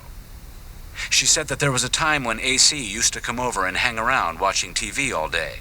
It drove OJ crazy, she said, until finally he had a long talk with A.C. about it. Certain rules of visitation were laid out, and A.C. never broke them. He also stopped coming by as often. When Kato realized how many times guests slept over, he told OJ if he ever needed to use the guest room, he, Kato, could always stay with a friend for a night or 2. OJ told him to forget it. He lived there and shouldn't concern himself with such things. Still, Kato said later, whenever Michelle caught me alone for a minute, she would take me by the arm and whisper in my ear, "Did you find a place yet? When are you moving out?" One time he reminded her what OJ had promised when he'd moved in, that he could stay as long as he wanted to. "No," she insisted. "He wants you to leave. He asked me to find out exactly when you're moving out." God, Kato thought, I can't believe it. Okay, I'll pack up my stuff and try to find a place. Before he actually did anything, though, he decided to talk to OJ and apologize for overstaying his welcome. OJ told him to stop worrying, that he didn't have to move. "When I want you out of this place," he told Kato, "I'll tell you, not Michelle." At that point, Kato volunteered to pay some rent, which made OJ laugh. "I don't want your money. That's got nothing to do with anything." Kato felt as if he'd made a new, terrific friend in O.J. Simpson. Juicage told him he could hang out in the main house anytime he wanted. "I thought that was really great of him, but never took advantage of the privilege," Kato told me. "I almost never went there unless specifically invited." Kato got a charge out of watching OJ eat breakfast: carrot juice, toast, eggs, and jelly. He enjoyed the spectacle of OJ inhaling one portion after the other, fast and methodically, like a highly efficient machine. However, because OJ used to get up early to play golf, Kato, who was not a morning person, would often have breakfast alone, or with Michelle occasionally joining him for a cup of coffee. If she wasn't after him to move out, she'd go on about what Kato soon discovered was her second favorite topic: Nicole. Michelle hated her, and whenever she got the opportunity, she would go on about what an awful woman she thought she was. "Nicole is no good," she'd tell Kato. "She can't cook like I can for him. She ought to be grateful to have the opportunity to be by his side." Kato would just shake his head and say nothing, letting her rattle on. OJ volunteered to help Kato out with his career. He made lots of phone calls to friends in the film business to tell them they should check him out to see if he wasn't right for this part or that. And Kato wasn't the only one he tried to help. At the time, O.J. was working for Kushner Locke on an HBO series called First and Ten, in which he played the show's stud. He made several calls trying to get Marcus Allen a shot on the show. After a while, O.J. began to open up to me, Kato recounted, and we'd have long talks about lots of things, including, most often, his relationship with Nicole. O.J.'s obsessing about her was most often triggered by an incident that upset him. For instance, O.J. would invite Nicole to go on a trip with him. She'd agree, and to help out her family, he'd have his assistant, Kathy, book the tickets through her mother, Juditha Brown's travel agency. When Nicole would cancel at the last minute, it would drive O.J. crazy. He hated the fact that she changed her mind, and usually at the last possible moment. This would cause him to stew for a few days. And then he'd start talking to Kato about how he knew that all of Nicole's problems stemmed from the fact that she was part of the master race.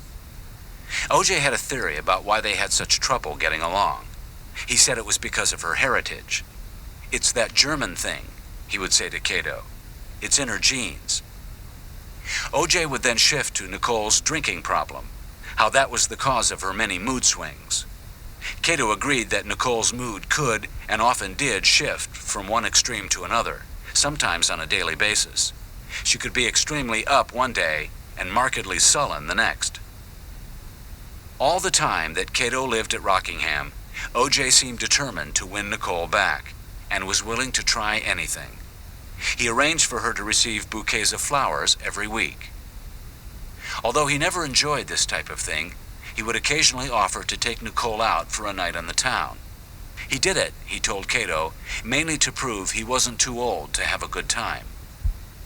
He often complained to Kato that she was forever reminding him of the 14-year age difference between them, that he was getting older, that she didn't look forward to one day living with an arthritic man she'd have to push around in a wheelchair.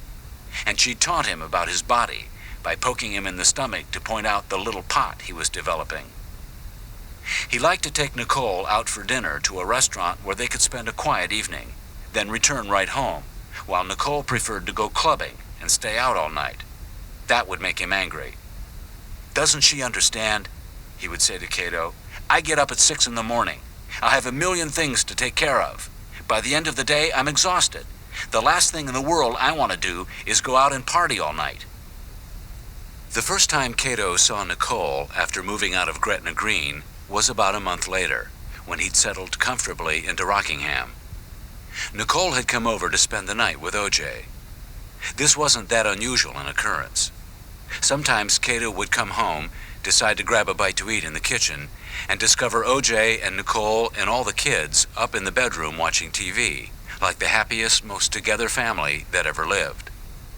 According to Kato, this night she was polite but unmistakably cool toward him.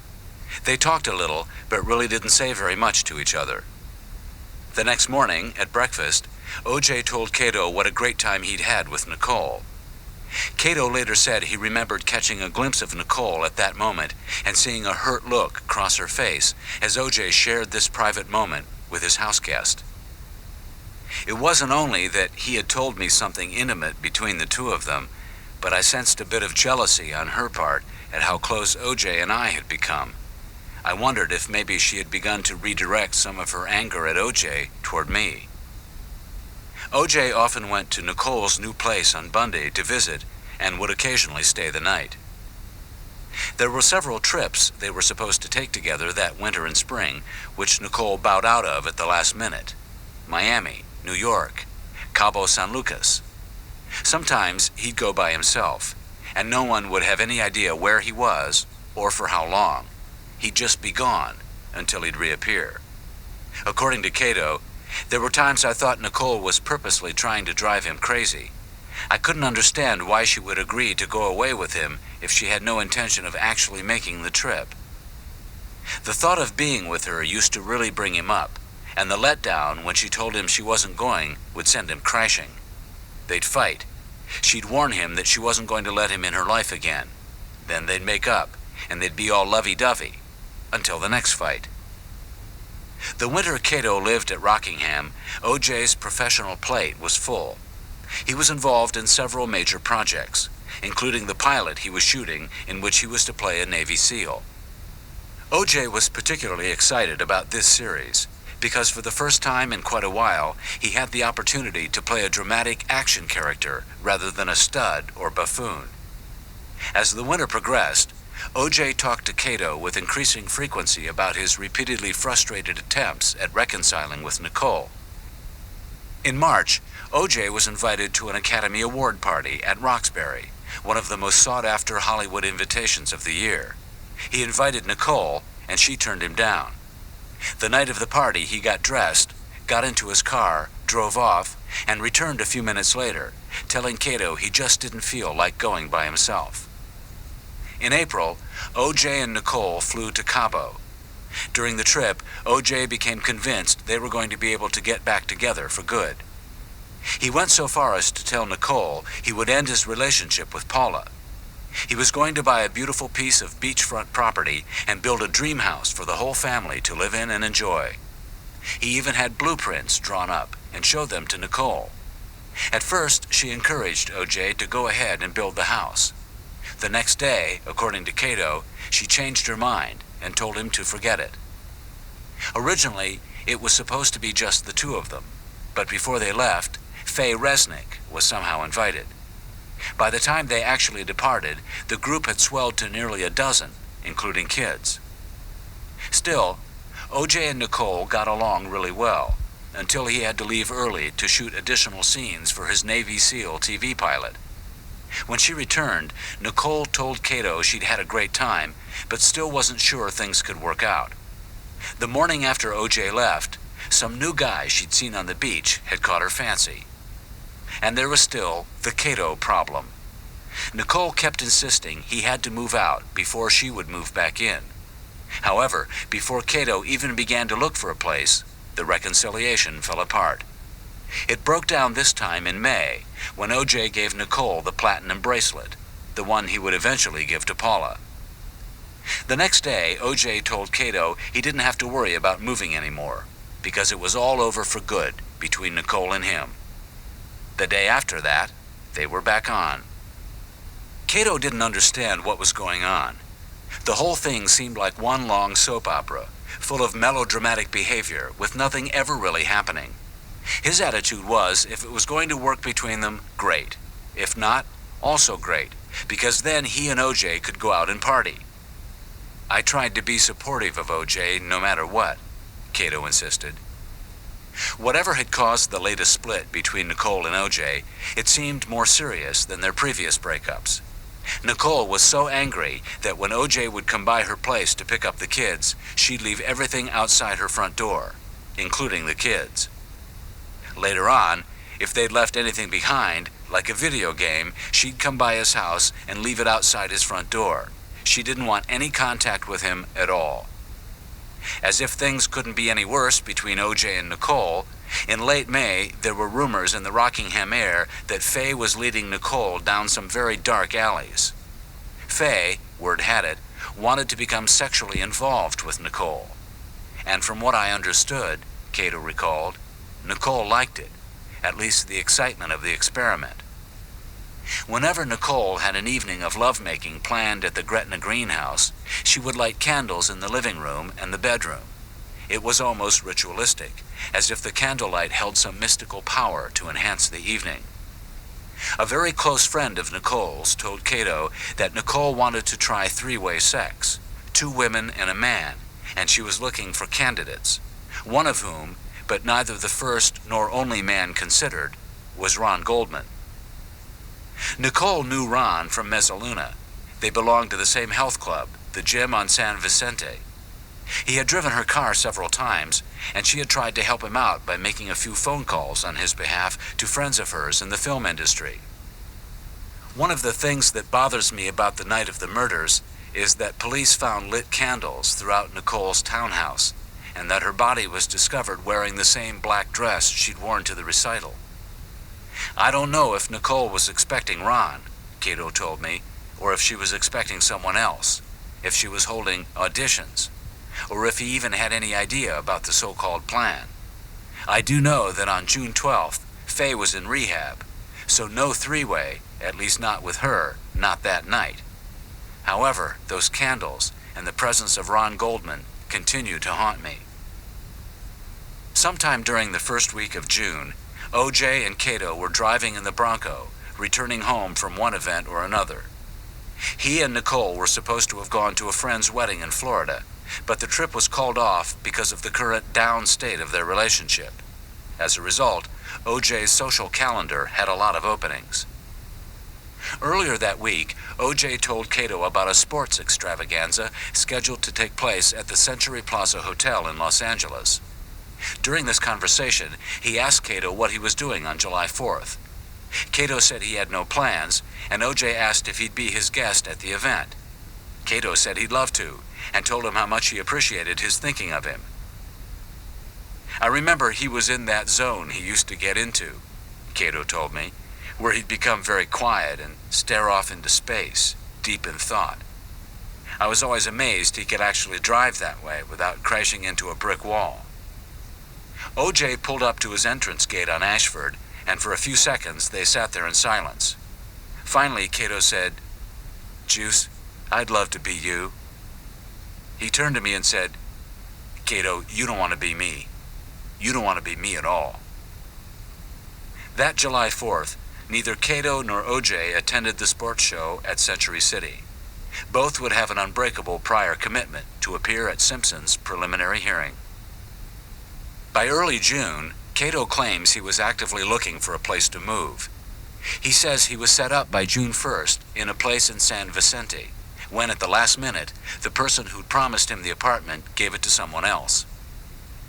On June 5th, the Sunday before the murders, O.J. invited Paula to a huge fundraiser thrown by the Pediatric AIDS Foundation.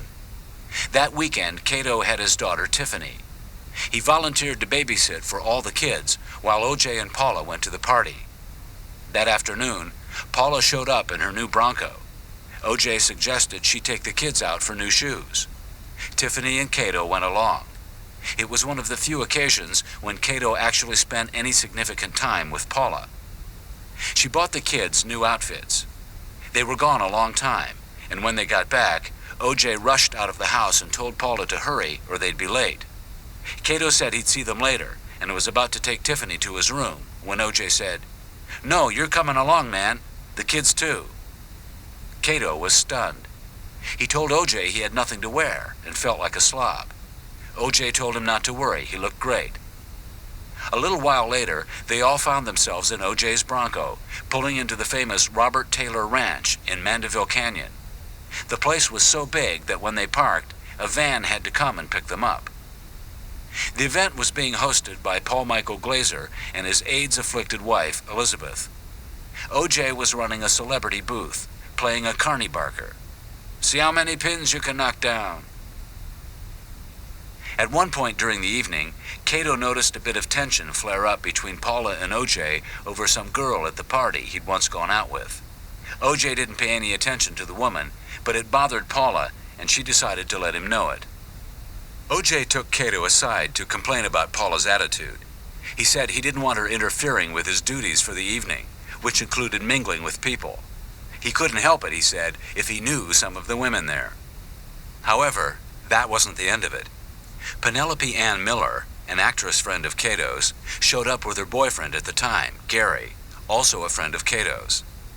Penelope and Kato chatted for a few minutes, and then he introduced her to Tiffany, who'd gotten all excited when she'd recognized the movie star. Kato then introduced O.J. to Penelope. After she left, O.J. took him aside and asked how he knew her. Kato told him he'd met her at a dinner party, and they'd hit it off and become friends. I could tell O.J. was attracted to her. He mentioned to me that he might even like to go out with her sometime. A little while later, while O.J. and Paula were greeting people under one of the tents, Penny happened to come by. O.J. smiled at her and said, "Hey, isn't this a coincidence? We meet again." He was about to introduce Paula when suddenly she threw her arms around Penny's boyfriend. As it happened, he was a model and knew Paula from a job they'd both worked on. As they hugged, O.J. pulled Kato aside and asked him about the guy. When Kato told O.J. that Gary was a really cool guy, O.J. frowned, shook his head, and walked away. Not long before the trial, Brian Kato Kaelin received $50,000 to appear on a tabloid show. He no longer had to wait online to get into clubs. Every day, new invitations to the hottest Hollywood parties arrived. Model parties, fragrance parties, parties for party's sake. People he never met before greeted him like an old friend. They insisted on buying him drinks, dinners, slipping him passes to shows, sending cars for him, fixing him up with gorgeous women. Beverly Hills and Sunset Boulevard club bartenders began serving Katos, vodkas with orange juice, on ice. He was wined and dined up and down Rodeo Drive. He played baseball every Saturday morning with his new pal, movie star Charlie Sheen. He was invited to Peter Bogdanovich's birthday party. He went swimming in Malibu. I went to this one superstar's house, and when I walked in, everyone's head turned to look at me. What a trip. I couldn't believe how everyone knew who I was and wanted their picture taken with me. Everybody. He became a fixture in Jay Leno's Tonight Show comedy monologue. Kato Kaelin hopes to get on the jury of the O.J. case. He could use the free room and board. David Letterman regularly featured him on the top 10 list. One night during his opening monologue, Letterman held up a book he said was from his private collection, entitled How to Live in Los Angeles on Absolutely Nothing a Day by Kato Kaelin. Saturday Night Live parodied him in several sketches, one of which named him the perfect next husband for model actress Cindy Crawford. Playboy magazine offered to do an interview and put him on the cover. Vanity Fair wanted to do a piece on him. Annie Leibovitz photographed him for The New Yorker. His every move seemed to be noted in magazines like Entertainment Weekly and People. Esquire included him in its annual Dubious Achievements year-end issue. By that time, nearly 24 features had been done about him in every major magazine in the country. Larry King invited him to lunch at the Beverly Wilshire Hotel. "Do you realize," Larry asked, "what kind of an impact you've had on everyone? You've become an instant celebrity. If I had the president watching his wife debate Lady Di and I said you just walked in the room, I'd have to say, 'Excuse me, Kato's here. Can I put him on?' And they would say, 'Yes, and can we stay and watch?'" Early in 1995, he met with Barbara Walters in her suite at the Peninsula Hotel in Beverly Hills and eventually sat for an interview with her for 2020. NBC's Dateline ran a segment called The Kato Phenomenon. The TV tabs had a field day. Fan mail piled up at the DA's office. Many of the envelopes contained checks from well-wishers saying they wanted to help him out. An autograph dealer approached him with the idea of selling his signature, claiming he could get $75 each time he signed his name to a piece of paper. He was invited to appear at the Santa Barbara Film Festival alongside Jessica Lange. Strangers in bars told him he ought to run for office. Women sent him provocative photos of themselves, asking if they could come and visit, promising the kind of fun he wouldn't soon forget. He received long, detailed letters explaining why O.J. had to be innocent. Radio shows called from all over the country, asking him to come on, say hello, or make an ID for them. Rick Dees recorded a song parody about him for his morning show, based on the hit, "I'm Too Sexy for My Shirt." Howard Stern talked about him on the air every day. The owners of health clubs, restaurants, and clothing stores gave him free memberships and passes, and asked him to stop by so they could take special care of his needs. His name appeared in the Doonesbury cartoon strip. At a restaurant one night, he got up to go to the men's room, and while he was standing at the urinal, a fellow came up and said, "I'm sorry to bother you, but I'm from People magazine." Women have chased him down hallways screaming, "Do me! Do me!" He agreed to an interview with a TV reporter from Milwaukee and flew home like Caesar returning to Rome. Although his plane arrived at 2 a.m, there were TV crews waiting for him. The Rams happened to be playing Green Bay that weekend. The president of the team, John Shaw, invited him to see the game from his personal box. He stayed at the same hotel as the team. In the lobby, so many people came over to him that Shaw laughed and jokingly asked him to please leave because he was making the players feel neglected. At the game, the announcer acknowledged his presence over the stadium sound system to a thunderous round of applause. He got a job on a film that was shooting one Thursday night in downtown Los Angeles. The TV tabloids got hold of the news, and he was mobbed. The next evening, Entertainment Tonight ran a feature about the shoot, focused entirely on him. He was invited to meet with representatives of the top entertainment agencies. He made appearances in feature films, TV sitcoms, and talk shows. He drew crowds at the opening of malls. He signed with one of the world's most powerful public relations firms. He was invited to Washington and black-tied with congressmen. He worked on a Las Vegas-style nightclub comedy act. He sold his services, coffee with Kato, for $25 a pop, Kato t-shirt included. He had bodyguards. He was the newest phenom, this year's Buttafuoco, America's favorite house guest. And then he testified. Among his most striking omissions on the witness stand were two stories he related to me during our time together. One came out as a result of my asking him to find photos for our book. His friends at the time still included, curiously, Cora Fishman, whom he visited one night. The next day, Kato told me in an obviously shaken manner what he described as a story from a woman who was terribly upset. Cora told Kato that about a week before the murders, and just after Nicole and OJ had one of their blowouts, she had a very troubling conversation with OJ. According to Kato, Cora told him that OJ was in one of his furies and said, "She, Nicole, isn't going to get away with this. I'm going to take care of her once and for all." As disturbing was another story Kato said was making the rounds. There had been press reports about a witness who supposedly saw a white Bronco in the vicinity of Nicole's house the night of the murder, and copied down the first 3 letters of its license plate. They were the same as the first 3 letters on the plates of Kaelin's Bronco. According to published reports, this witness received a death threat. Kato contends that there is another witness who has more to tell about a Bronco in the neighborhood that night, but is fearful about coming forward. One would think that if Kato had an interest in justice, he might have passed these stories on to the prosecution, so that the prosecution could track down these stories, and so that the fearful witness could be subpoenaed.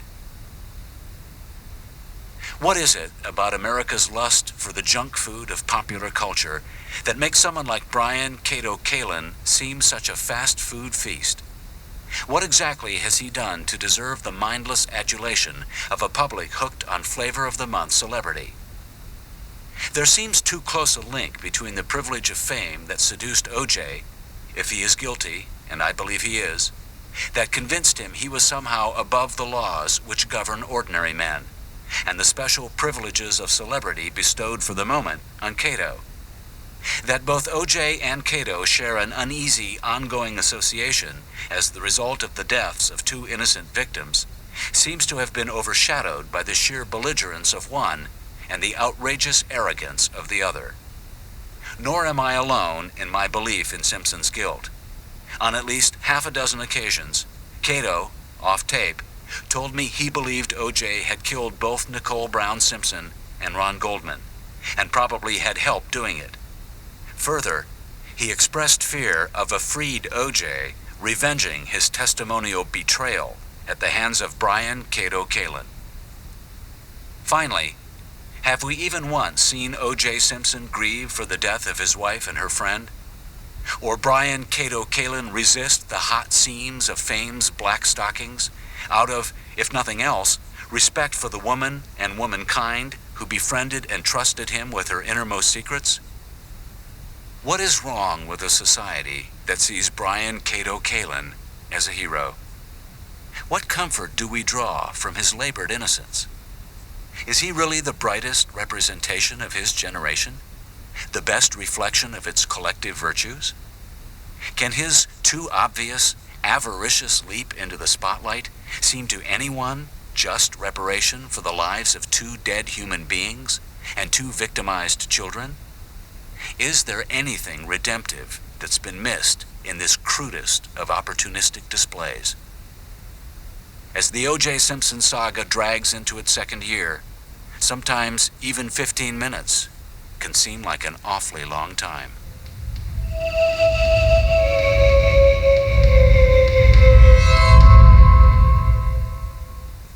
We hope you've enjoyed this program from Harper Audio.